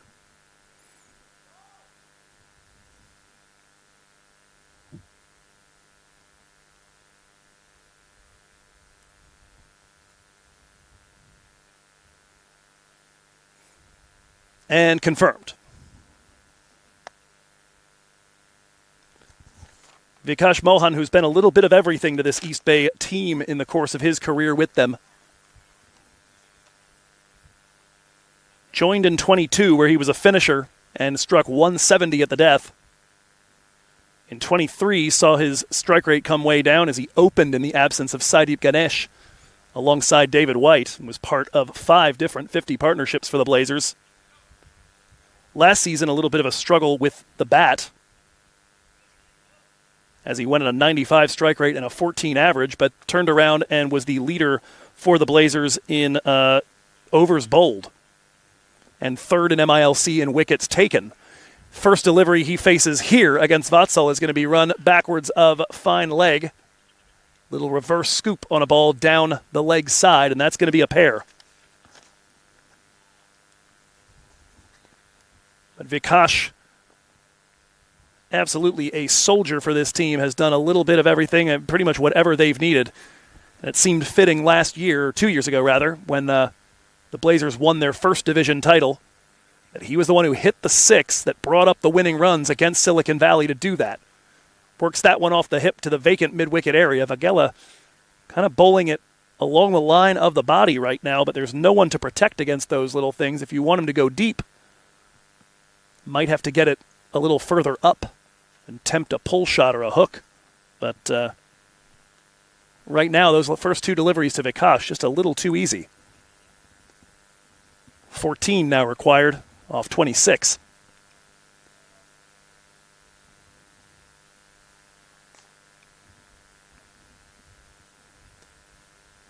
Of course, if the Blazers win here today, in all likelihood, it's going to clinch their 3rd successive division title. We'll do a little math to see what Silicon Valley would need to do to San Diego to top them on net run rate.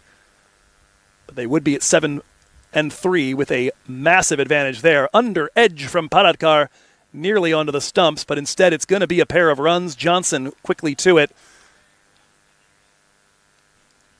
But another pair there, and East Bay quickly lopping off what is still necessary at this point. Asking rate under 3s, 12 from 25. Barring a flurry of wickets, it seems like a bit of a procession at the moment.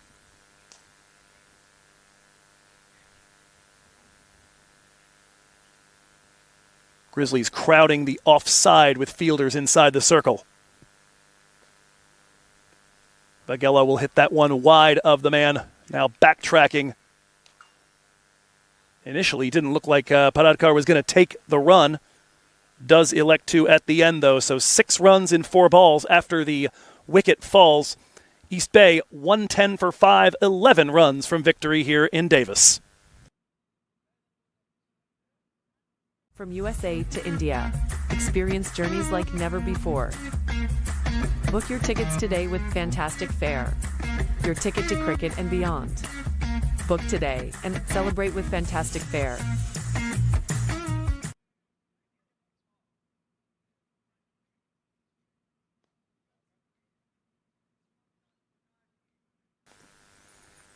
Four overs remaining to pick up 11 runs. Blazers trying to put the final touches on, as we said, a likely division title.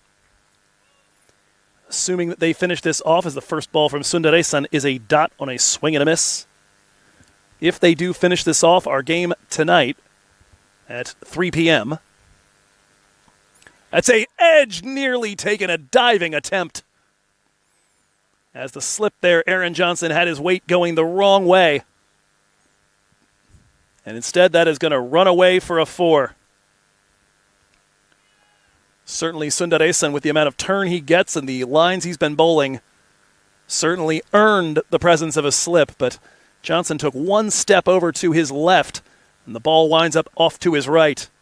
7 now required. Going for the reverse sweep, and it's going to be popped straight into the hands of Tajwali. Not entirely sure that was necessary from Abhishek Paradkar.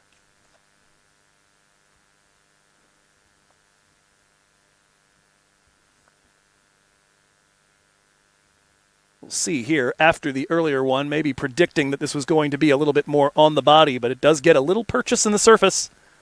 Spins up, and he has the bat almost with the face of it facing directly up as he makes contact, and that was always going to be a little on the loopy side. Is it a turn, or is it too little too late here for the San Ramon Grizzlies? Hezbollah Durrani will come out to partner Vikash Mohan.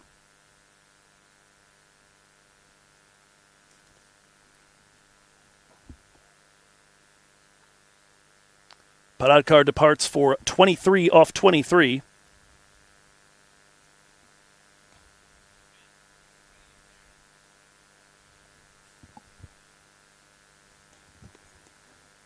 .38-run partnership there between Sujith Gowda and Anji Pereira, the one that has taken this game largely to the yellow side today. Job's not done yet, though. We did say a flurry of wickets, the sort of thing that might change the tide a little bit. 7 required off 21 right now. But really, it's 7 required with 4 wickets in hand, probably the more operative one if you're a San Ramon Grizzly. Akash over the wicket. Durrani bashes that into the ground. That is picked up on the run by Aaron Johnson. That'll hold him back at the crease. And a dot delivery.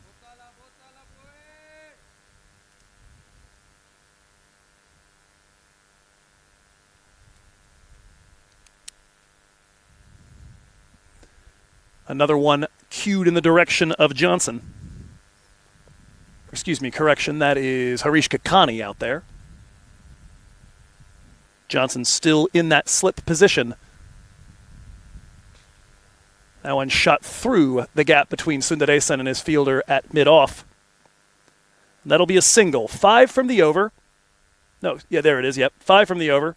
6 required off the final 3 overs. But a 6th wicket does come down. East Bay 115 for 6. Can San Ramon start knocking over some wickets and work their way to an unlikely victory?